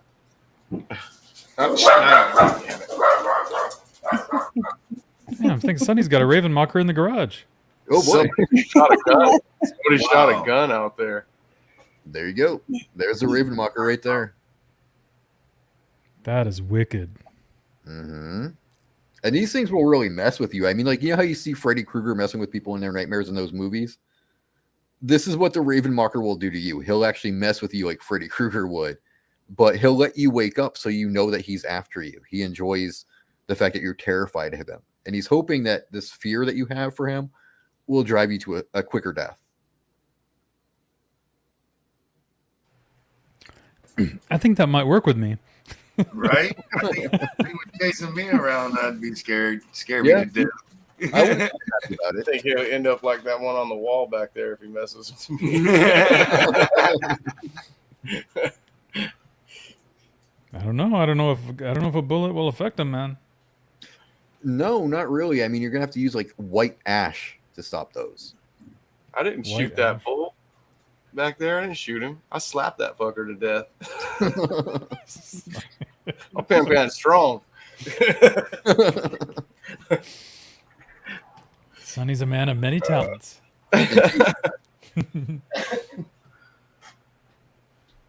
That's fascinating guys- stuff, man. You guys are awesome. So how about Monster Radio? This is on YouTube. Are you guys heard anywhere else?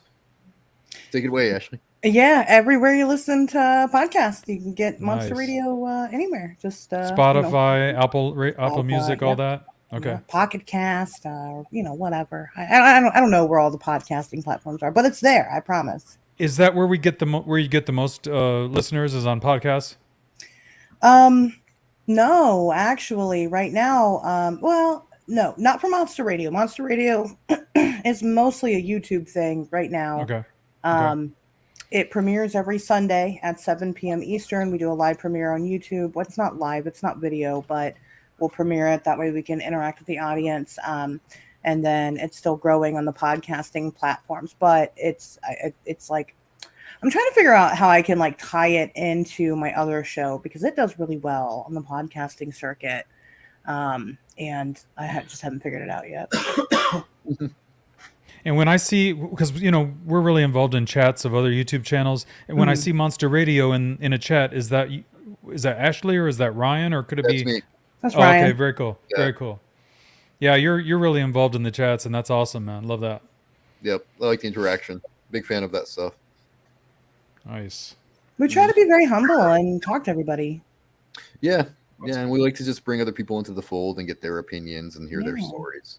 Hey, that's how we learn, man. We learn from each other, right? Exactly. Absolutely. Exactly. Yeah, you guys are awesome, filled with knowledge and information. Love it. Thanks for Thank coming on tonight, guys. And we're sorry Yeah. it started out so bad. I came in. Oh, so it didn't start out bad. Silence that nonsense. It wasn't bad. It was just late. That's all. I remember. Just blame Ashley. The last thing I remember actually was not being actually in my own town and telling the guy, I gotta go. I gotta do a show in an hour. I gotta go. That's what. Nice, very nice. Yeah, It was a good time. I enjoyed this. It was fun, and I got to learn stuff. And now I want Just to have wish, you back on. I want to have you guys back on so I can ask more questions. I wish Chad could have been here. So now we got something. Now we got a reason to bring you back because Yep. Chad definitely will have a lot of stuff to want to talk about up there in Michigan. He there's a lot of stuff that he's interested in learning more about, and I think Ashley could probably really fill him in about some things. I saw somebody. I saw somebody in the chat asked about Injured Cold, and I'm not gonna. I don't think we should get into it. So I personally, I know the family, and I talk to them. I'm very good friends with the family. Where the Injured Cold story, but I think we should leave it. I think we should leave it on cliffhanger, and I'll come back and talk about it sometime. Yeah, we have a lot more to talk about. We really do. I'm sure. I can tell you guys have so much. Yes. Mm-hmm. Well, you brought a lot of goods to us. We appreciate it. I think the chat room loved it. Awesome. Good. Yeah, just hit us up, and we'll come back on anytime. Okay. Well, I threw the YouTube link to Monster Radio in the chat. And then, of course, like they were saying, guys, check them out on the podcast side. That's you're gonna hear a lot of good stuff there. Oh yeah, we get some good stuff coming up. Definitely. I mean, we're only 10 episodes in, and it's already just a wealth of information. So it's been lots of fun. Braxy was our most recent episode, which is the Flatwoods Monster. So we cover a wide range. And before that, what was it? The lizard people? Oh, no, we did the black. It was demon the shark. lizard man, then the black demon shark. It was Sea of Cortez. We covered the Gugwe. Yeah. Hopkinsville goblins. Yeah. Jersey Devil. Wendigo. Yeah, Jersey Devil. Yeah, we cover all different aspects. We don't just, cover one kind and that's it. Yeah. Awesome. And we'll throw our theories at you and our beliefs and our opinions, but we're not trying to make you agree with us. We're just putting we argue a lot. We do, but we like to do that though to present the audience with a way Both to sides. think. You can think of the skeptic side or the other side, and if you want to believe it's real, then cool. If you don't, that's cool too. Good cop, bad cop of the cryptid world. Mm-hmm. Yep. Yeah, I think that's how we all try to do it, even with the people around us. Mm-hmm. Yeah, absolutely. I mean, it's good. I say it. I like people asking me the hard questions because if I can't answer them, then I'm not good at my job.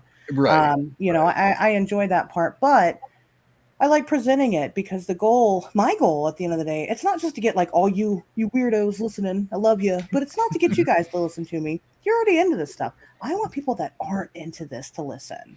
Right. And so I want them to hear the questions that they ask, and I want them to hear the answers to those questions. Yeah, you want to make them think. You want to make them go, oh, maybe I was wrong. Mm-hmm. Yeah. Well, hopefully more minds are opening and becoming interested in these topics. You know what? We have some of the best audience members. Ashley and I really do. I mean, Oh, yeah.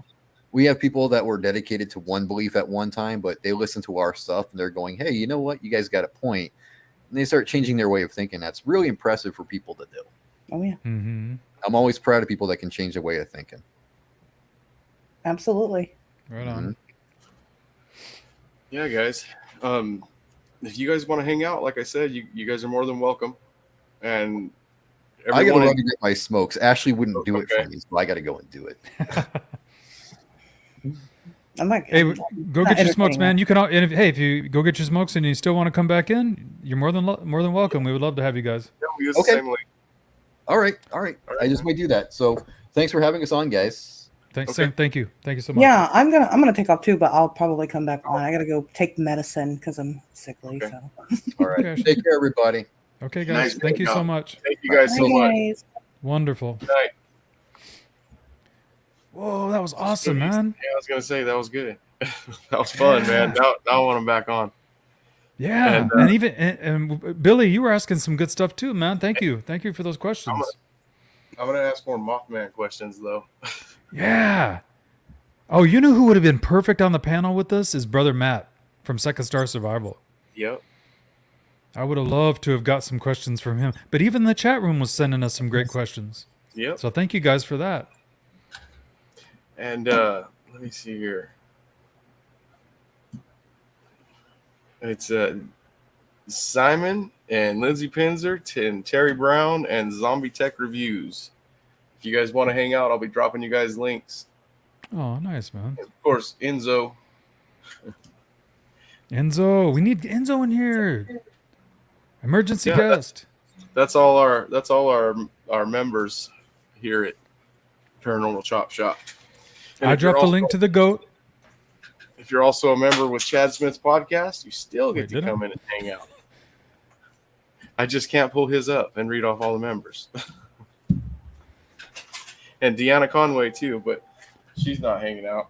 I don't even know where she's at. I think she might be here. I think she did come home. She took off when we were starting. Oh, there she is. She is here.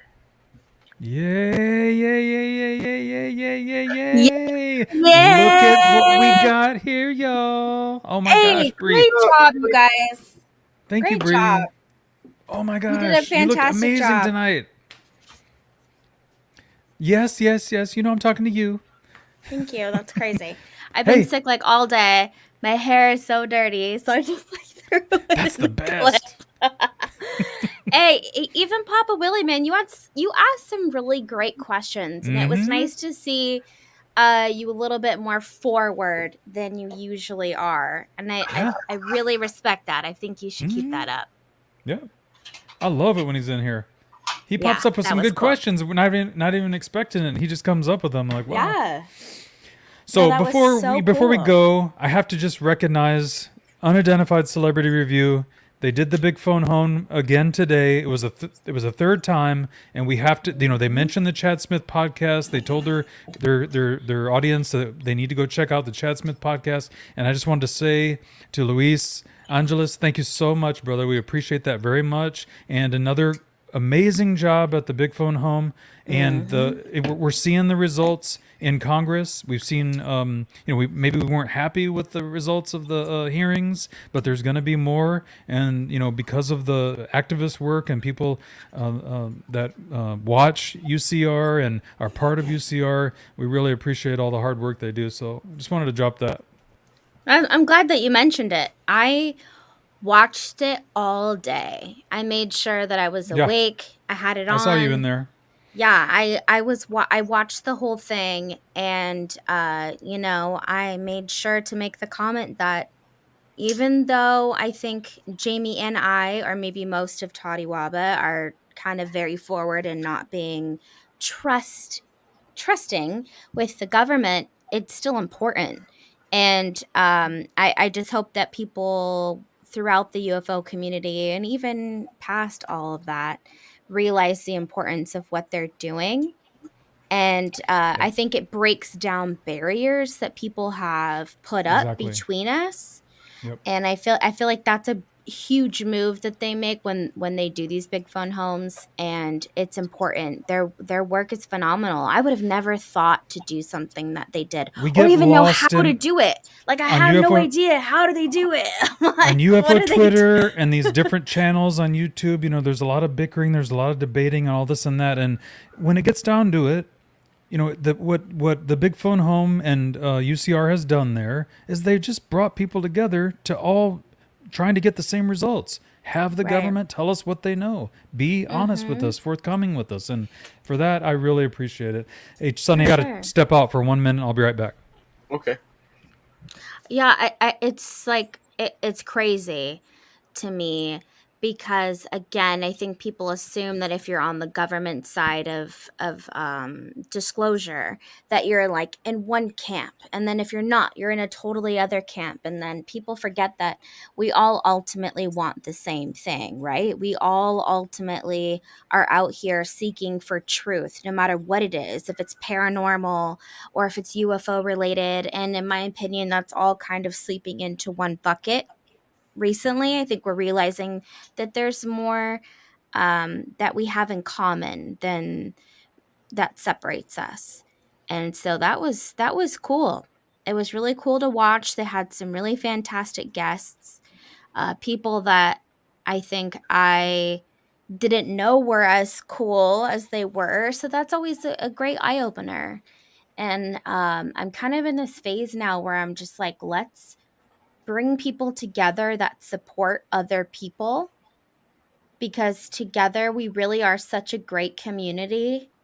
Like just with you guys are obviously like a different but an offshoot of what Todiwaba does, but we get along so easily and we work so well together that I hope that we can foster that type of community to spread throughout YouTube. If you're in the fringe zone, any zone that's in the fringe, we should definitely be working together more and fostering those relationships. So that was, I feel like that was a good kickoff to the weekend for sure. I don't think you watched it. I don't think no. No, I have not seen it. Okay. Well, I mean, you don't really have to watch it. It was more just like an event because they had other people, but they created a platform that made it really easy for people to go onto their website, thebigphonehome.com, and you can sign a petition, very easy, on change.org. Does the petition, and it's just basically trying to improve the FOIA process, the Freedom of Information Act, which is how we get most of our information with things that are classified, or the government isn't always very forthcoming with what they're doing. I mean, they have no reason to tell you unless you ask. So it's pretty much just pushing for FOIA to improve, and then also for more information on like the gimbal and the go fast footage. I gotta step away for a minute. Somebody just pulled into my backyard. Don't worry. Billy's gonna take over. Welcome to the Paranormal Chop Shop. Mute. It's Bree here. Somebody's gonna get shot out there right now. You better mute. Oh, that better be. I bet it's. Yeah, you better mute indeed, or else you guys are gonna get taken down from YouTube. It's like out there in Fresno. Jesus You never know. You guys aren't even that far away from me, so I'm like South Bay. So what is that? You're in the Bay Area? You're like 3 hours away. See? So close. Yeah. Super close. Because you guys are north from me, but you guys are just inland a little bit. No, not if you're in the Bay. You're north of us. Think of the map. Really? Well, I'm in South Bay. I'm like San Jose. You know where San Jose is? Oh, yes. Okay. You're right. I was thinking not that far. Oakland. Not that far. San Francisco. Not that far up that bay. To us, that's oh the Bay no. Area. Yeah, I'm considered South Bay because it's like San Jose. San Francisco's like You're about straight across from us. Yeah, it's like 30. It's really easy. It's a hop over a tiny pond. I have no idea how long it takes to get there, though. From you? Your dad's house is in San Jose? Yo. We should meet up, Cassie. Go visit your papa, and we'll meet up. What are my options? I don't know what you're talking about. Big Willie, you should jump in the chat. So anyways, I'll keep talking about the big phone home for anyone if you guys care, if anyone watched it today. It was very important for anyone that gives a shit at all, I think, about UFOs. And just pushing for more transparency when it comes to the government. And I obviously have a huge issue with that, and I probably always will. I've been very open about that, and that's given us a lot of hate, I think, on Twitter and whatnot. But most of you, I mean, like, you can't blame me. The history with the government and secrecy, especially, I mean, UFOs is one thing, but think about all the other things that they've lied about and they've covered up, and the excuses that they've made, and then 20 years later it's like, oh yes, this happened, our bad. So I will never 100% trust the government, nor do I think that they necessarily should have hands in the UFO pot, but I do think that it's important to get as much information from them as possible if we can.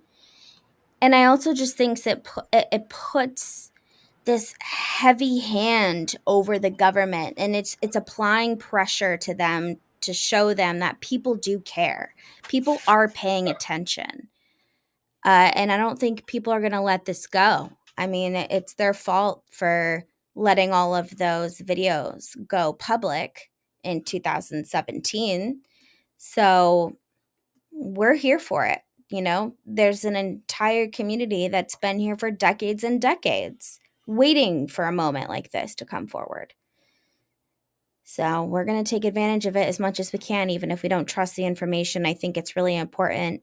There's still time for you guys also to sign your petitions, or if you wanted to write to your senator, you can still go to thebigphonehome.com and sign that petition and find your senator. And the letter is, it's like a template. You just like copy, paste, sign your name. That's it. Super easy. Who knows? I mean, ever since the UFO thing came out, then they came out a little bit about the Bigfoot samples. So we're kind of dipping our toes into the cryptid realm. What if everyone pushes for this and then they come out about all these cryptids, all this different paranormal research that they have, proof of ghosts? Like, you don't know. This is Pandora's box that could possibly be waiting to be opened if we just push for this to happen. So I think it's important. I hope everyone jumps on board. And that's all I have to say. John Music is here? What? John, where have you been, buddy? Buddy, pal. It's been like months. Jeez, I didn't know if you were alive. I didn't know. Thank you. I appreciate that. I'm reasonable sometimes, so I am very proud of the moments that we get that on camera. Thank you. The eyewitness accounts are overwhelming. That's fucking true, my friend. That is so true. The day is coming. You're right. No, it really is. The day is coming where all of that will come out. But again, you guys have to remember that we do all play our part. So don't forget that. Do your part. Chatty What? Daddy! Chad, I thought you said you were going to be later. Hold on one second. I got two different windows. We got Chad and Jake. Hi. Jakey Boo is here! What's going on? Oh, there we go. We are not worthy. Hello? Can you guys hear us? Get Jake in here. Jesus Christ. You trying to keep him in your basement or Chad, what? are you in the Twilight Zone or what? Trying to get everything going here. I didn't know you guys were still alive. What's up? Yes. Yeah. You tell Aw, us, man. How'd you man. like Monster Radio? Oh, that was a great interview. You guys did great. Aren't they cool? It's very interesting. Yeah. Thank you for popping in, John. We appreciate that. Even though you're going through some stuff, we appreciate you taking the time to stop by here at the Paranormal Chop Shop. Yeah, good to see you, Mr. John. Music. Yeah, we literally just walked in the door, so don't judge us by how we look because we just got out of work. Well, they can't see me, but Oh, yeah. Jake and I are matching. Jake's hard to see. Whoa! Did you guys talk about this beforehand? okay. We had it in the works. Don't act like Representing. Jake's not being. You can't see Jake. I There he need is. him. I think I could get it all. Here we go. Damn, Chad, I didn't know you had one of those fancy ass fucking bro. boards. Hey, buddy. Mm-hmm. do it Lord real have big mercy. around here. That one I went. Can You'll you do it guys right teach around me here. how to do this stuff? Because I have no idea. We got a bunch of Oracle cards up there too. Oh, I if should Bree know had one of how those to do- boards, it would be awesome. No. Oh, it'd be game over. Bye. Imagine all the sound bites she could drop on it. Bye. Right? But stuff. It's the end. Let's see if we got any good music over here. That is What about so this cool, one? though. How much did that cost? Oh, yeah. It was a lot. It was a lot, Bree. How We can much? talk. We can talk though. Oh, You can probably get one there for around. I don't know. We'll talk. $79.95. 29 or 2 for 50. I'm trying to get a standing desk. Those are nice. They're like, Oh, yeah. I want the one my dad has, and he's like, oh, it's like $500-$600. I was like, forget it. Man, I feel like you can have one built for cheaper than that. Put it on my Christmas list. Damn it. What's up, Gordium? Better be good. What's up, man? Who No, else for is in sure. here? We got If I Cassie could in here. stand, can you guys imagine if you could do this all day and then you could just stand and keep your desk with you? Yes. Okay.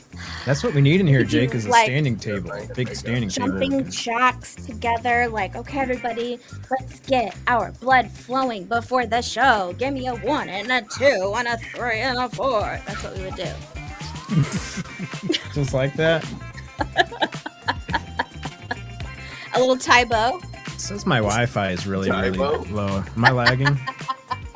No, No one Chad, remembers you, that shit. My you bad. guys look okay. You Sweet. sound good. We look okay. Just okay. Damn. Just Well, I mediocre. mean, I didn't want everybody to know. The way I Papa really. Lily, good to see you. Look Sonny, good to see you. fire. What's up, man? What's going on, guys? Glad to be out of the Bolt Factory. Yep. You know. I need those. Hey, I books, played bro. pool. I went to Vegas and played pool. Yeah, dude, it was cool Big watching. time. It was cool. Yeah, it was cool seeing all your travels on YouTube, on Facebook. Yeah, Yeah, we got into the 5th round before we lost. It's like 133rd place or something like that.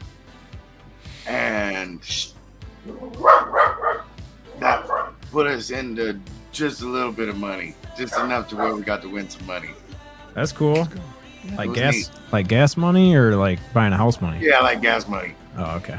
Chad's playing my kind of shit right now. Nowadays, gas money's good money. Yeah, Sonny's gas money.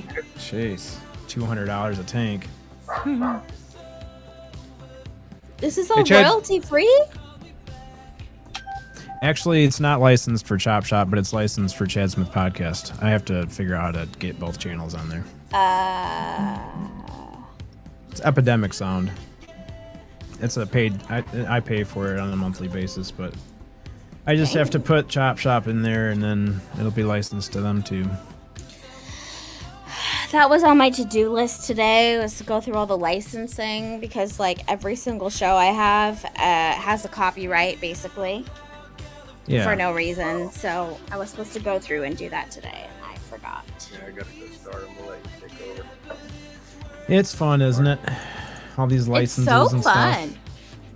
It's like, let me pay for something that's gonna act like I don't have it unless I go out of my way to fix it. Yes. Man. So you pay for a plan too that includes like one account per. Huh. No.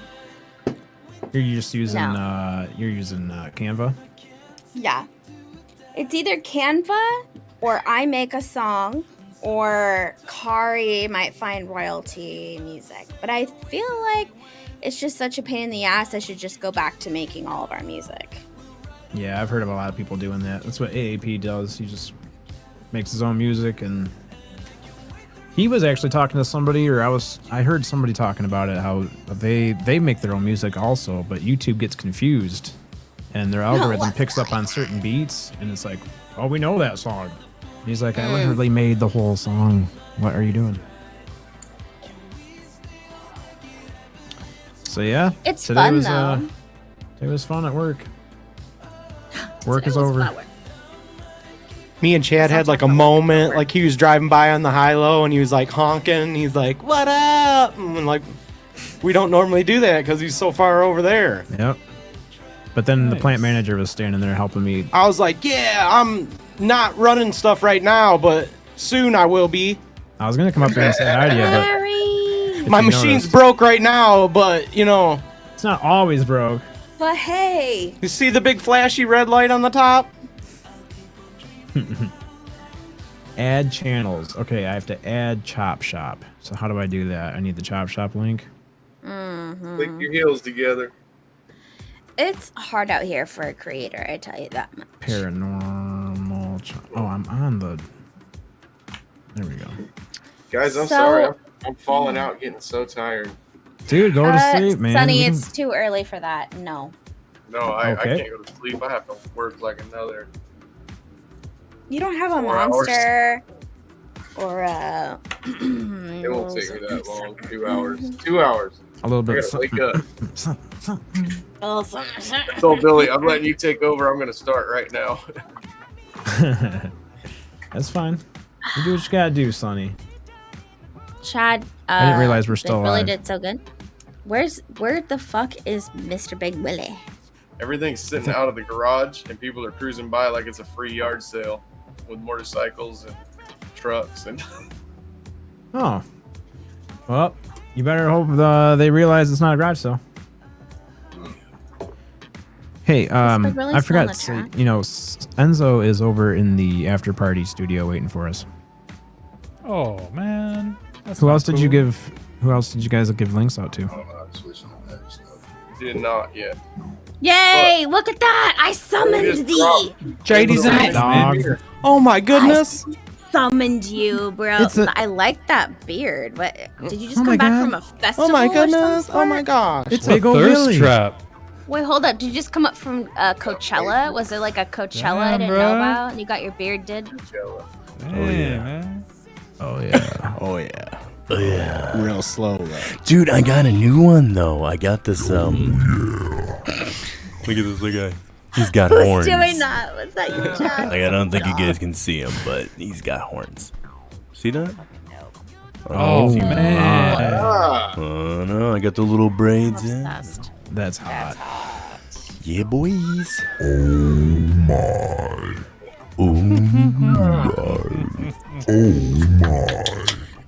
Oh, you guys quit.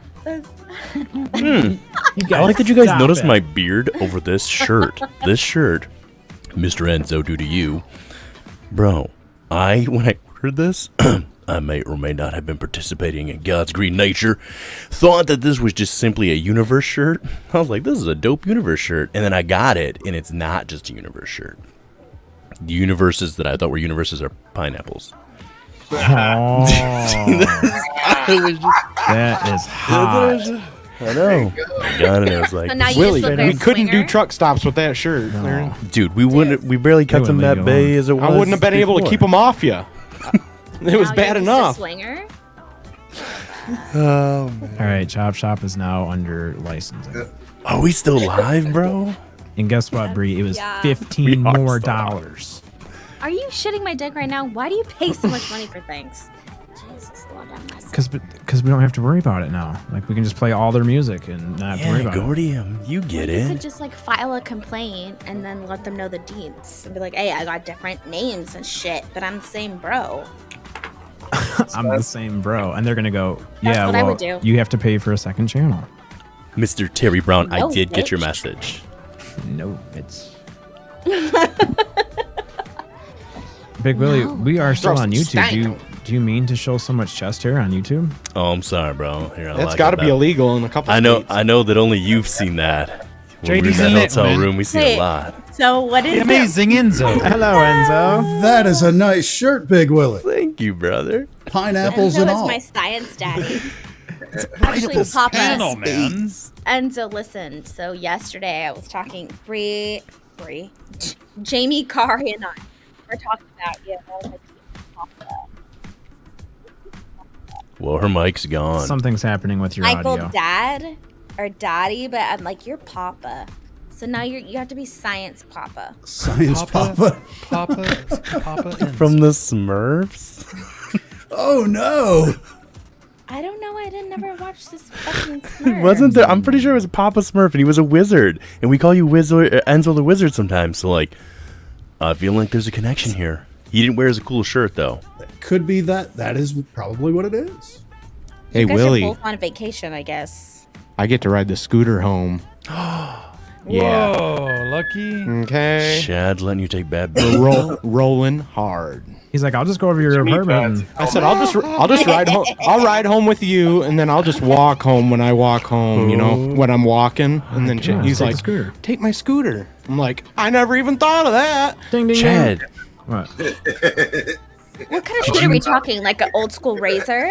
You're like, No. No. It's a Segway 9-bot Max. It's go a off BA a scooter. curb, you hit your ankle, and you're like, there's no worse pain than that. Bree, whatever you're imagining is exactly what it is. Do not let Chad convince you of anything else with his fancy combination of words and letters. It is simply what you imagined right now. The thing that used to break the bone on the side of her ankles, that's it. Razor That's what I scooter. just Oh. said. It's the Razors. You take a quick little off the Remember the curb ones and with it the light up swing and wheels? smack you.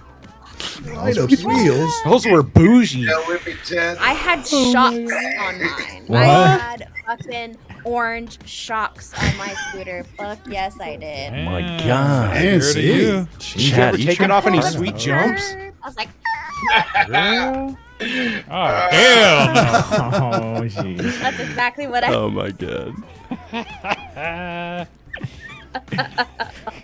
It's got a bell and Hell yeah. everything. Yeah, it's got I a could bell do that on shit it. on a scooter, no problem. I didn't like scooters very much. Scooter. You You need guys to. will see me next time. I'll be in a full body cast. Ah, No. Did you get that painted on the side of there yet, Chad? Deanna's still in here. Oh my gosh, badass Deanna, we scooter. never get to see you. it is a badass scooter. Thank you, Sonny. She wasn't watching till you got on, Willie. She wanted to check out those pineapples. It's the pineapples. Space pineapples. Way cooler No, than but just regular pineapples. Wait, so does that mean you're into space orgies?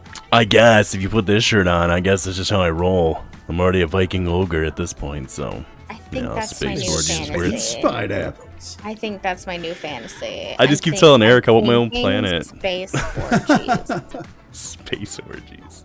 I'm so into that. Okay, wait, we're still live, so I can't fully disclose all the details, but I legitimately was thinking about the actual process of this in space the other day. We were talking about it in one of our wrap-up shows. And I was like, okay, wait, let's really get into the science of this, though. Because there's some pretty strict rules on what they can and cannot do up there, but, like, also, humans are curious, so I feel like we need to take in the gravity effect here. We need to take in what is it Are you talking about mean? the space as a vacuum? So, like, maybe someone's trying to stick their dick out a hole? Wow. No, I mean... Oh my god, that was fast. That was so fast. I'm That's just a saying. rocket, you fucking pervert. I'm sorry, I went there. My I had God. to go. My brain was like, it's a rock. It's a vacuum. Space is a vacuum. I was just talking about actual motion of the ocean. Does it make it easier because the person would weigh nothing? Or can you even get any pushback? I don't know I'm what going the to guess deal that is. Kirk has already done that. Kirk definitely had orgies, even in Star Trek. You know he did. Yeah, both in the show and out, I would assume. I mean, he was Yes. one heck of a man. Still is. I don't know how to do this, Jake. What do you? Excuse me? Oh boy. I'm trying to make something. Yeah, He squished me. It's looking pretty good so far. I have an idea in my head. don't know how I to can put only it. imagine. Thanks, Dan. You just let me know. I'm trying, Bree. I'm trying to do like what you do, but No one can. Black background. no one can. I'm You okay got with that. right. She's the goat. That's right. Arlene, I heard it in my head, but I thought it was too easy, so we're letting her go with that one at least tonight. Wait. Okay, was that really your thought, though? It was just like throwing people around? Like you weren't going anywhere? No, I mean, I can't get as detailed while we're live about, come on. If I think about something, I'm going to break it down from start to finish. So, I had a lot of thoughts. Hey, listen, I want you to finish. That's what I'm No. saying. Oh, I'm working for you to I get finish. that. Can you say that one more time? I've had so many women tell me that over the years. Let's hear it. Let's hear it. Oh, my God. Let's hear it. Are you guys censored? What's the deal here? Oh, yeah. We're No, still I'm not censored. live. Am I the only one that doesn't have a censored Bree will kick your ass about censors. She's like, you guys need to just say whatever's on your mind. And I'm like, I still have to work. I don't think you understand what's on our mind. No. That's I can't true. just walk around saying boobs all the time. Why? 'Cause it is a body part.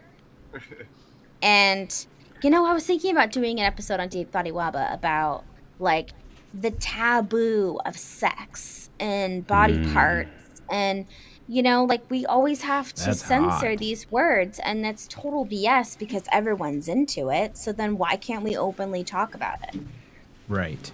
Like, what is the deal here? What is the overall deal? Because everyone privately is into things. All of it. Why do yeah. we pretend like it's not okay to talk about? The whole kitchen sink. Oh, that's true. I don't know. Oh, Danny's here. What's up, Danny? Yeah. Yeah, I don't know. I think, I have like rules for myself for like around younger people, like obviously like children and stuff. Like with kids and ages, like you keep the conversation appropriate, but like adult to adult, especially if you're like not live on YouTube. I've never understood why people pretend to not actually have the conversations going on in their head with the person. Because it's just a game. Uh-oh. We're all just playing that game. We're like, here's the construct of conversations and the way that we're meant to have it. And it's like, that's boring. No, for sure. I'm so open. It's crazy. Like, it's... Lord have mercy. You guys don't even... Please subscribe. Who's that? Oh, that's First Ron. of all, That's Ron from Cosmic Neighbors. Letting us know that we need to subscribe. Thank you, Ron. We love Mr. you. Cosmic Neighbors. I want to steal Ron. and Cosmic put him in the Neighbors. basement. Don't land on your head, hold still. Ah, my yeah, you got that? Where are the shocks? Where are the shocks? Where that's It not doesn't my have. scooter. Those are just air filled. Yo, Oh, Jack, your look at scooter. Enzo. It goes 18 miles an hour. Kind of smells down here. I'm okay It's with a little that. I'm okay stinky. with that. Oh man. Wait, where's the handles? Listen, This'll I've got take forever. some thunder from down under, so that might be the, you know, a Man, little if I backfire. mute this right They're now, gonna pull me over and be like, "This guy is definitely high," Ladies and gentlemen, and they'll be right. JoJo Bone. Jojo Bone. Jojo Bo. Actually, I'm so Oh happy my I have not God. seen you in so long. I just forgot that I told Jesus. Jamie I would let her know when I was here. Wait, you didn't let her know? My bad. Okay. She's My gonna. bad. Dude, my wife was watching the other day when Jamie came in with the boy's hat on, and she legit was confused until I got home and explained to her that it was Jamie. She's like, "Who was that other dude that was on there with I them?" didn't recognize her. I was like, Brother, do the boobs. She was like, "Who's that dude?" I was like, "That's Jamie, bro. What are you talking about?" She's like, "I thought maybe it was, but I wasn't Oh sure." my god. It's like, I love you, babe. for sure. JoJo Bone, thank you for joining us, man. It's wonderful to see you. Fuck yes, JoJo. I just want to kiss you. I don't think he can hear us. He's having problems there. guys, I'm gonna slide out, and Billy's gonna slide over and take over for me. Oh, roger that, I'll man. be able to hear you. Where you and yell going? at you. I'm gonna be right here in the shop. I just don't want to What are turn you the doing? camera off. Papa Willie's beautiful mug. Don't close the door. This is a I'm little scared of the sus. dark. I have to. This is Mom, If no. I tell you what, Deanna done sent him that message. Like, come on. Daddy, no. Yeah. that's I have to Come clean get out the some, garage, Sonny. and I didn't want to say it because now Deanna's gonna go hide, and I'm not gonna be able to find her. See, Sonny? But she's messaged you. She's like, "Sonny, you need to come in here and I need take care of her help, babe. business." Wait, Sonny Sonny, said that's a little boobs bit 3 sexy. times, and That sounds like sexy hide and seek. Mhm. You better go get that. boobs. You go do you do good job there, Sonny. All right, I'll be right We're all back. rooting for you. I'm right here. You be able What, to hear me. Sonny? What do we always say when everybody leaves at the end of the night in the chat? What are they going to do? Oh, we Masturbate. know. No, we say jack off. We don't say masturbate. He's going to jack off. I like Yeah. masturbate because it Dude, sounds. it's funny that people are upset. People are bothered by that word. Like Chad. Look at him. His face. No, it's just when Bree says it. Comfortable? Huh? No, I am not uncomfortable. Last night, yeah. Mhm. Jesus. Oh yeah. Oh, Sonny's gonna go jack off now. exactly, Jeanette. That's the only reason you can lead the stream. That's This is Sanchez knows what's up. What's up, But Terry he Brown? said he was still gonna hear us and he would still be in the chop Terry. shop, but just not on camera. So that's a little bit Yeah. weird. That's Terry part of Brown. the very drink. weird. You are a member of the show. Went so out you'd for like to come smokes up. just like my daddy. He's just on the side, Comes back. just on the side, staring at Big Papa. He's back. I'm not No, hearing Jojo. Jojo, can you hear us? Oh boy. JoJo, you Testing can't hear us? JoJo. Earth to Oh. JoJo. Oh hell no! Someone's gotta get those wheels out from This is Mama. a first. Very interesting. We hear you now. Can you I hear can us? hear you. We can hear you, JoJo. We're talking. Can you hear us at all? Hello? I wonder what's happening here. Hold on a second. Can we appreciate this for a second? Got a whole Working on a Awesome. 70 acre. 70. Mr. Champ Campbell, you're doing things right in the Hey. great state of Michigan. Yo. Yeah, he's in Michigan. Where is 70. that? Dude, in Michigan, there's so many of us I meet from Michigan anymore. I'm like, we all just need to get together and have like a Very, powwow very for real. odd indeed. Champ, you're not in Ann Arbor, are you? Because I know of a weed Very, farm in Ann very Arbor. confused. odd indeed. Because 70 acres would mean that it's definitely outdoor, right? Because you can't house like 70 acres indoor, I assume. No, you can on will you shrink it Michigan is down? not the right All climate for that. So I'm confusion. I That's need more working. detail. auto flowers. This assy weather. Auto flowers flower no matter what the weather's doing. No. Grow and flower. No. You're No. talking to a Bay City girl right now. Wherever it is, No. Lower Bay, whatever. Bougie. No. It's Interesting. not. Cordium 85. Dude, your face. He has Was such an that amazing you? face. Have you guys ever looked him up? Can Yeah, you I can all play hear all kinds of me? sound effects. Yes, we can We can hear you, JoJo. JoJo.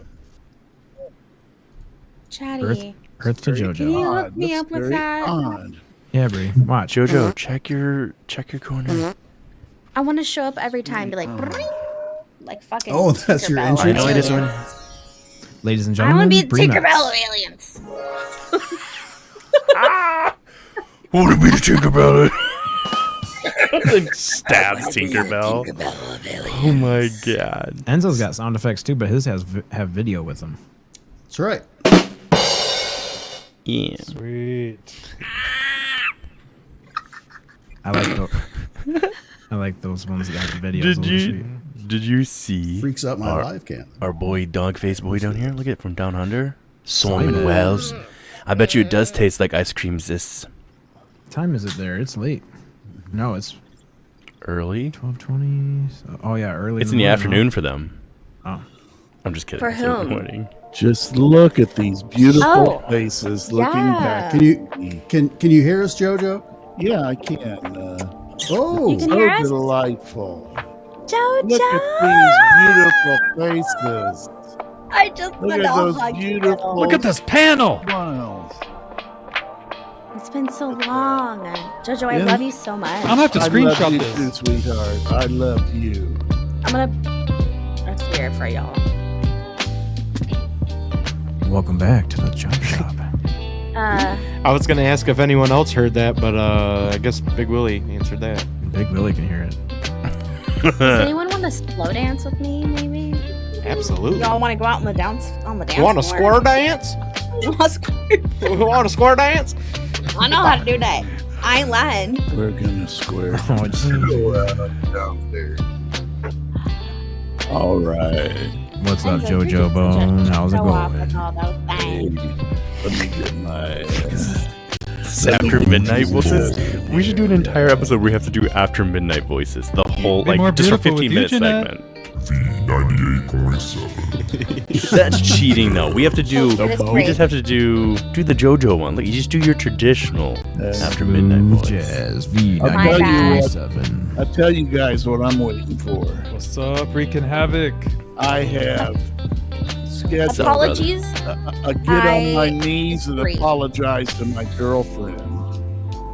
And she Freya? never showed up. She never showed up on. I thought something was. What's up, Amber's Para World? You know what I mean? Where is your puppy girl at these days? I tell you. You tell her tell it's her. after midnight. The Paranormal Chop Shop. And I'm gonna be. I ain't waiting anymore. I'm gonna be in the chop shop, baby. Right on. I'll be in the chop shop. I Yeah. love that when JoJo takes over, it gets 100 times dirtier. He's saying the exact same things, and I just felt 100 times more dirty. That's amazing. That's a skill, JoJo. Yeah,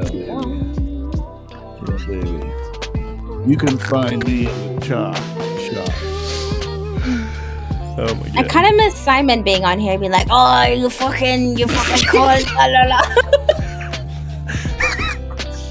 42 beers love- in.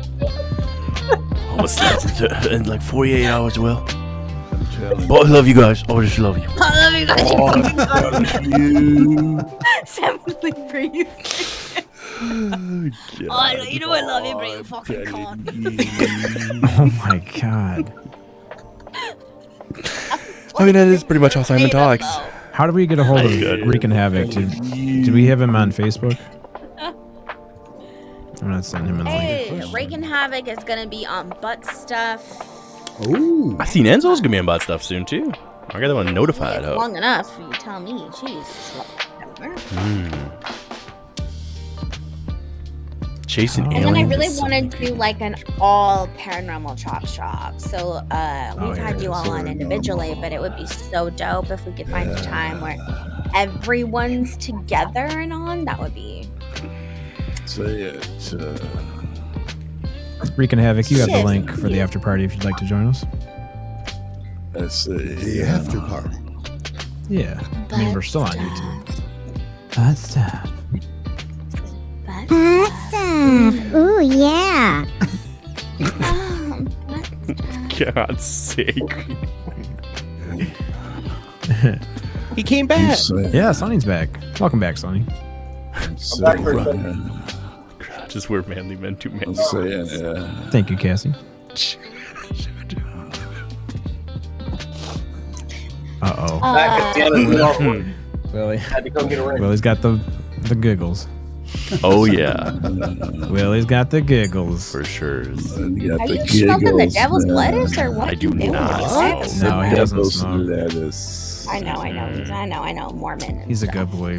Mormon. Smoking the devil's lettuce. It pretty much. Oh man. It is what it is. Oh my gosh, Miss Lizzie Borden. Gotta love Bree. JoJo is like Hell the perfect. He could be like the perfect voice on a background set. That's just like straight up baby making music. There's like no real words.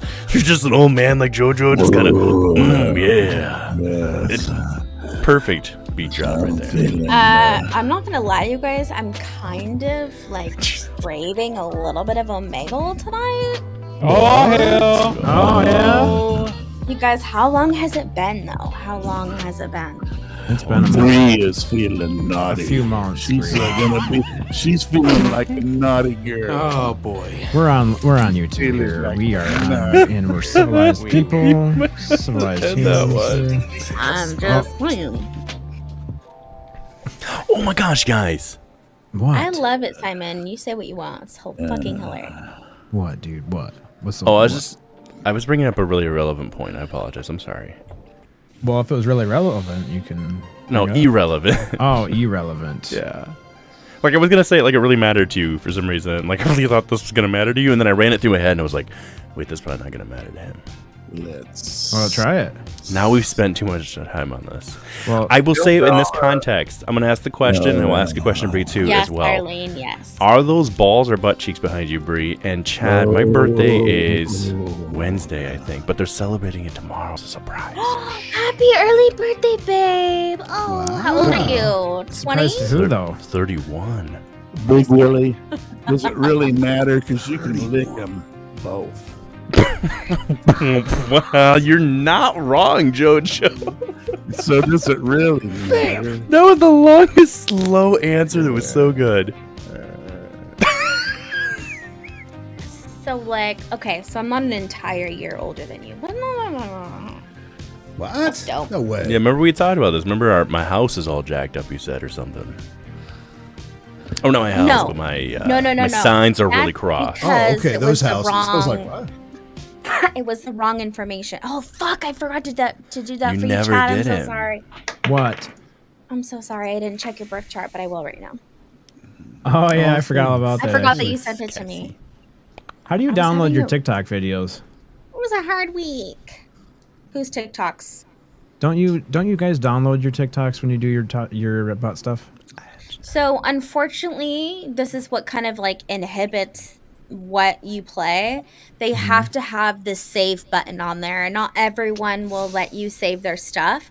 So if it has the save button, I'll save it. And if you really want it, you can screen record. No, I'm gonna show that on our next butt stuff. Oh, you are? Okay. It's okay, we can talk about it here. We don't have What do to. you think? What do you think? I was gonna ask Kari because she is the weather expert. Is this the What is weather casting changing that one? shadow? No, there's a the shadow. shadow on the wall. Oh, That that doesn't is. make sense. Carl Doesn't make vibe. sense. So yeah, the girl's like, look at she's like, look at, there's a cloud shadow, but there's no fucking cloud. I don't. No. You know what I'm gonna say? Kari's gonna say, and I agree. She never made the full circle. Had she just done the spun, like she shows up in the sky, which gets you a little disoriented, and then she could have held up a light. You can Be the see her sun. shadow on the ground where the sun's fairly low. It I doesn't agree with She's matter, not showing though. anything Like, behind her. yeah, but Is that just Watch, the watch. burnt part of the Jimmy. mountain? Here, Oh yeah. here, but then she doesn't go behind her. Oh yeah. She shows the sun Okay. behind her, but that could be anything. We're just trying to pretend to be Kari right now. Don't take our moment from us, I know. But Bree. She crosses I all could of your do this dreams. in After Effects. she can do it in After Effects, unfortunately, but the thing the clouds would have had to be closer, I believe. Not that I know. Oh yeah. But I'm gonna highlight this comment just so That is a everyone really cool realizes. video. So like, I know things. All right. Yeah. Well, there's She one does video. know things. I'm gonna know things. She does. Oh my God! Speaking of this, I'm sorry to interrupt. Does that cast any shadow down? What? What about like satellites and stuff? Is there enough bleed over that it gets? They're too high up. Cause any kind of a shadow or dim spot or nothing? No, they're way too high up. I don't know. You talk to what's his name, Mr. Bill Gates. He's got a little plan in place for that sun and that stuff. Okay. It's the same plan as Mr. Burns from the Simpsons movie. It's literally the same thing, guys. The big disc in front of the Create a sun, dome? blot out the sun. Is it the dome? This is where it gets weird with the emissions. If you admit these chemical based that they want to put up to create shadowing from the sun, what they have not hit on is: are we only shadowing one part of the Earth, or is this somehow gonna? How are you containing this? You can't control the atmosphere up there, correct, in relation to the Earth. So, like, you would have to either have literally satellites with blocker shields, or from the video I watched, they're planning on using chemical-based to create a massive cloud system similar to that effect you would have after a volcano. But how are you then controlling, or not controlling, or picking and choosing? Chemtrails. Yeah, but I that's don't where know. that I'm comes not from. finding But out. that's where that comes from. You start with a basic conspiracy, people like chemtrails, and then you realize that they actually have patented this shit because they're trying in their reasoning to somewhat combat global warming. Okay, let's talk about. Let me talk. I want to strangle. Listen, here's the deal with that. Here's the deal with these people. That Hang piss on. me Here we off, go. Okay, ready? I have a very microscopic, unimportant view in the world. Oh my God! I thought you were gonna say something else. That was going to break my heart if I thought it was small. I thought he was going to say penis. I heard the pressure off that thing. There ain't no way it's small. Can we focus here? Shatter my image. Just don't lie to me, Willie. Just don't lie to me. So all I was gonna say was, there's certain things that are constants in this universe that I gotta believe in. Okay. I can't get out of bed if I don't know. You know what I'm saying? lost at this You point. know I'm what trying to I'm remember. There was a good point here, guys. I don't remember. That's way back there. That's way Microscopic. back. Let's go back. Oh, it's gone. All Listen, these if companies that claim to be you do green not and believe in like, global warming. no, I'm not saying that. No, Okay. just you gotta hang on to. I mean, two whatever you summers. got I'll here. hang on. I'll hang on. Listen, It's- everybody sold everybody on this idea that you, Bree, are guilty for the reason of global warming. And so they convince you that these companies are doing better things like, we're eco-friendly and we're doing this. With just in relation to what I do, with just appliance repair. Yeah. Nothing lasts like it used to. Everything's on a 7 to 10 year failure program, which means my children, Nothing if ever somehow our appliances last into their 20s, or they start buying appliances in their 20s, and they last the same as they are right now, and they all live to be 100 like they're supposed to be, they will go through 7 washers, 7 dryers, 5 refrigerators, 6 stoves, and approximately 4 to 5 dishwashers, and we don't even count the amount of microwaves that go through. There's no such thing as refurbished stores anymore. So what happens? They come in, they grind this down, they try to reuse the material to form a new one, but they can't. So they're pulling more, right? More, not processed, more, what do you use to make things, guys? Not chemicals, components from the earth to then form the new one. Every time the new one's built, you got a trucking company that's running it, so you got more emissions. You're telling me we're hell bent on destruction. Well, it's just what I'm saying is these. I want to hear. what I'm I want to trying- hear. Hang on. The final note to this whole thing was that the big corporations will prey on anybody's trying to do good, and they will monetize that wherever they can, because everybody that bellies and any of these big name companies that I can't say because we're live, you're not helping them. They buy out an eco-friendly dryer because it uses less heat and will save whatever 2 farts over here. And the thing is, it doesn't dry their clothing. So what do? They run it again. It's just You still get stuck in it. It's this weird sham that they've all convinced good people trying to do better. And now we do need to do things. I don't argue that. I'm just saying the way we're trying is completely screwed right now. And that's just with my unimportant, microscopic, minute view in the world on the one little itty-bitty thing I do. So, but just remember, Bree, it is your fault because you mixed up and you put one piece of garbage in the wrong trash can.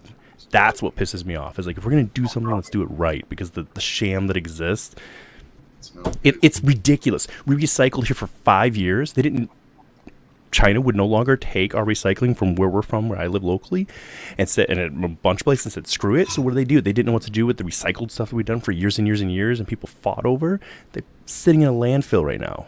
They just threw it all out there. All the money that was paid on it, all the taxes, all the it beyond pisses me off sometimes. Because that's why I always stay off that stuff, because I don't know. I used to truly believe that we were going to be able to change like the world, or change like the way things are going. I don't know that you can on this realm sometimes of existence, because it feels like there are entities or powers that be that are a little bit higher that just it's just going back to how earlier, Bree, you were saying the conversations in our head that we're pretending these are the protocols we're going to play by. It's the same thing with like living this life sometimes. There's this weird, we're just going to pretend everything's okay. And who is it was saying the one time, I can't remember the name of the comedian. He was talking, he said, we're all like, the U.S. and the world is like all Thelma and Louising this off of the cliff at the end of the movie. Like, we're all in on it. We already know.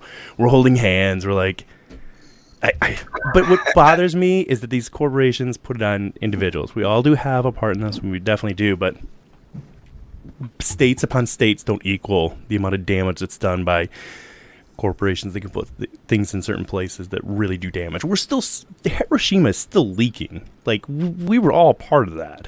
At very least Japan and the U.S., not to mention all the subcontractors on that. It's just weird. I don't know where I got on this eco thing. Sorry, guys. I was just saying that essentially... You had a very valid point. You really do have a very valid point, and it's hard to know if... Do they know that it's so shitty that they think they're sort of going to counteract it by putting the pressure on us to then make sure that we are recycling, that we are switching to electric cars, that, you know, we're turning all of our appliances off, that we're doing these things. I do stand behind electric cars because I think they're dope. Yeah. Look up how long they've existed. Well, that's important. Why now? That's important what Bree said. I don't really care. You don't want to stand in front of electric cars. It's very true. My dad's had an electric car since as long as I can remember, when it was like the first little janky ass Prius, but that was really just to get the fucking carpool sticker. That wasn't really for anything else. So they've had electric based engines since the 1920s and 30s. We've had steam-based engines way before all that. There's always been a better way, and I guess that's what I mean to get back to that point of feeling like there's sometimes things holding us down. Is like there's always been a better way, but it's not profitable. But that's the importance of it, though, is, you know, and that's what always comes down to UFOs.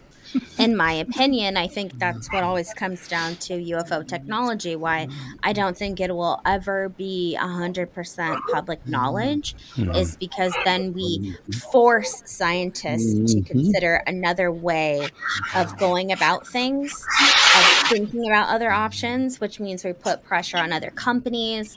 Why are you going to pay your gas bill or whoever? I automatically say PG&E, but I know not everyone has them.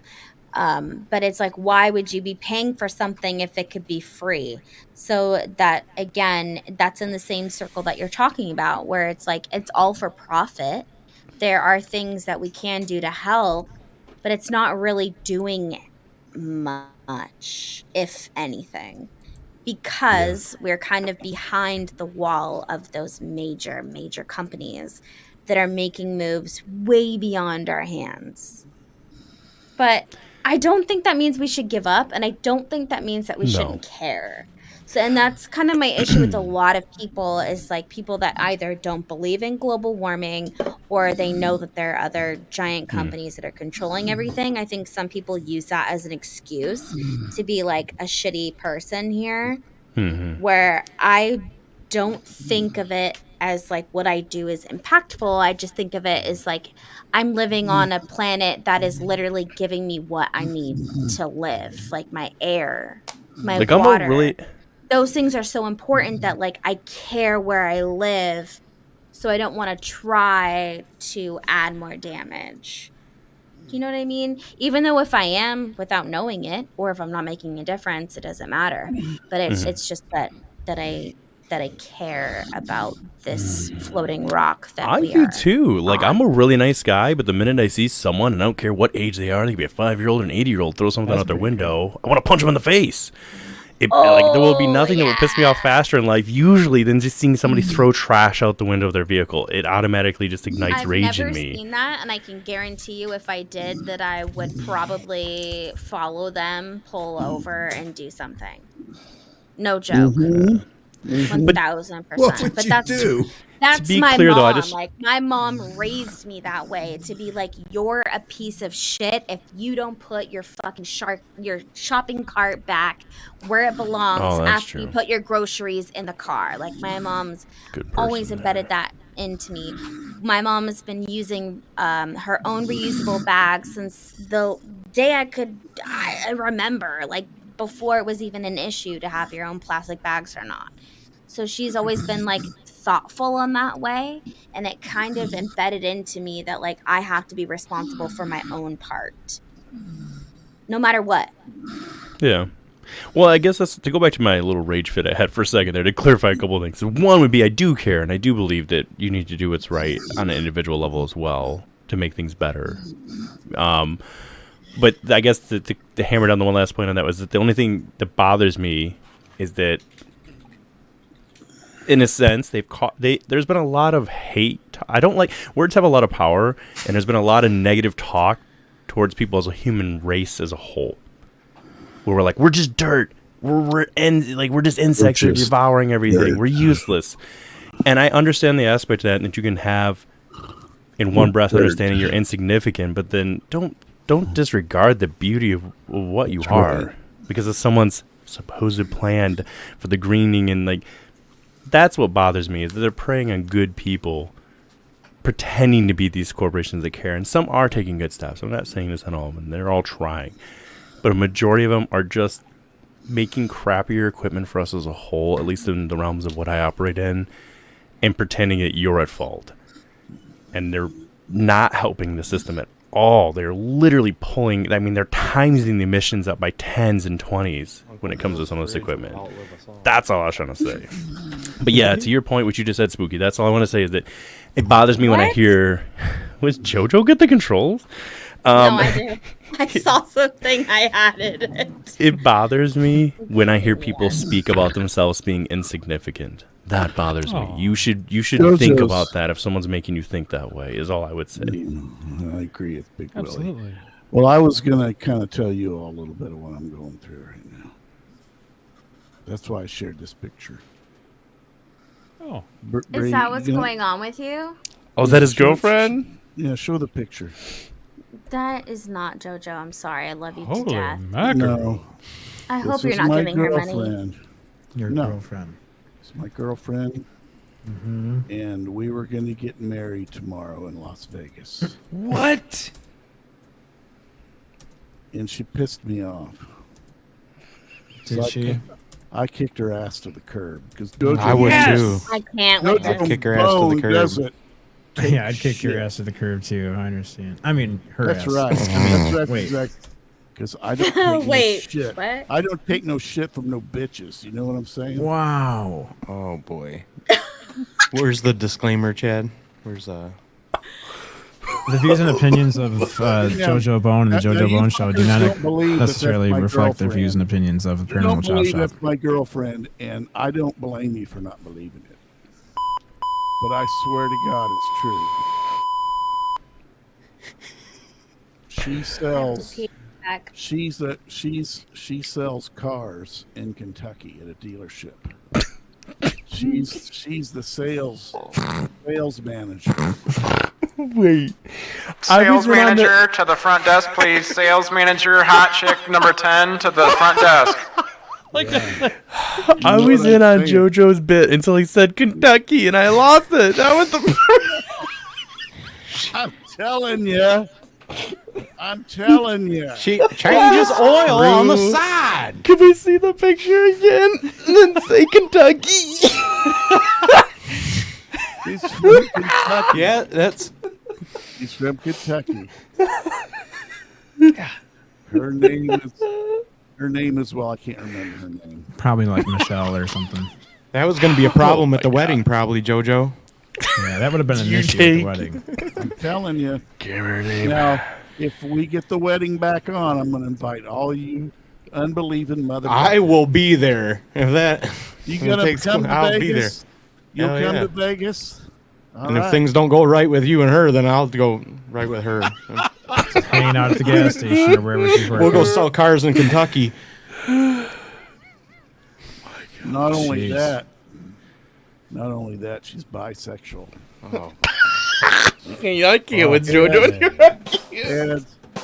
And her girlfriend's coming down to be her maid of honor. And we don't know what's going to happen after that.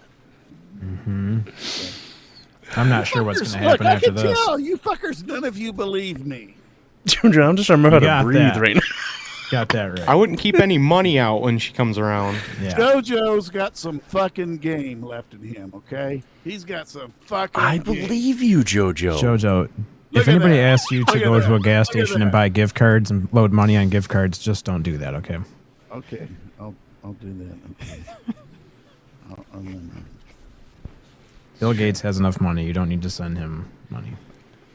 I don't know. I always thought you had plenty of game, JoJo. Just to be. Thank you. Pine Thank Island. I can believe that. Thank you. B-U-Y. Oh, she's bisexual. Yep. I'm not kidding you. That's the first thing I ask when I meet him. I say, if you're not bisexual, if you can't be with other women, then I got no interest in you. Oh my God, JoJo. There's plenty of women around JoJo. This is the anytime. views and opinions of JoJo Bone do not at all reflect the By views the and way, opinions of the Chop Shop. Is this Chop Shop Live? Yeah. Oh yeah, did we On we the forget to internet? tell you that we are on YouTube right now? That's nice. This is going across the world. That's nice. Okay, her name is. Ba-dum-tsh. Her name's Olga. It's Olga. Her name's Olga. Her name's Olga. Common Kentucky name. From Kentucky.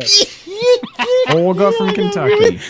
Yeah. Some of the things I'm telling you maybe aren't quite the truth, but the lion's share is correct. Okay, so up to you guys to figure out what I'm lying about and what I'm Sales not manager Olga to the front desk. Olga, you have a phone call.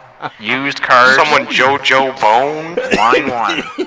I'm telling you, JoJo's not going to have to work again today in his life. She's got money too. I mean, she's a good car salesman. She's the sales fucking manager. Oh, man. Did you miss that part, Oh Jimmy? my. She ain't selling Kias. She's the manager. All right, she just came back. I got to go try to save it. So I'll be back. I'll tell I you. thought you had to go to Vegas. Wait, Well, what? no. He's going to save his off girlfriend because- right now. Because it's off, and I got to try to get it back on. Okay. I'll be back. Something's off. I'll be back. Something's off. Something's definitely off. Oh, there it is. Oh, no, JoJo that's and his odd. woman.